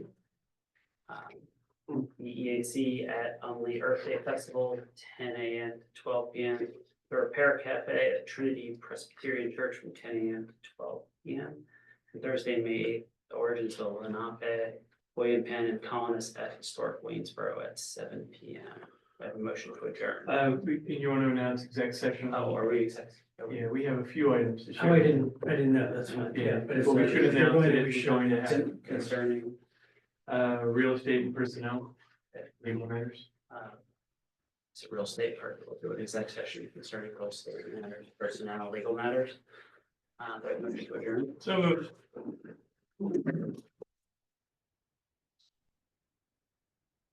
Sign that, and then Michael, it'd be my understanding that you did the sign, because there are three signatures for the pickleball. And you have somebody get it. And it's Susan, so might get three of you.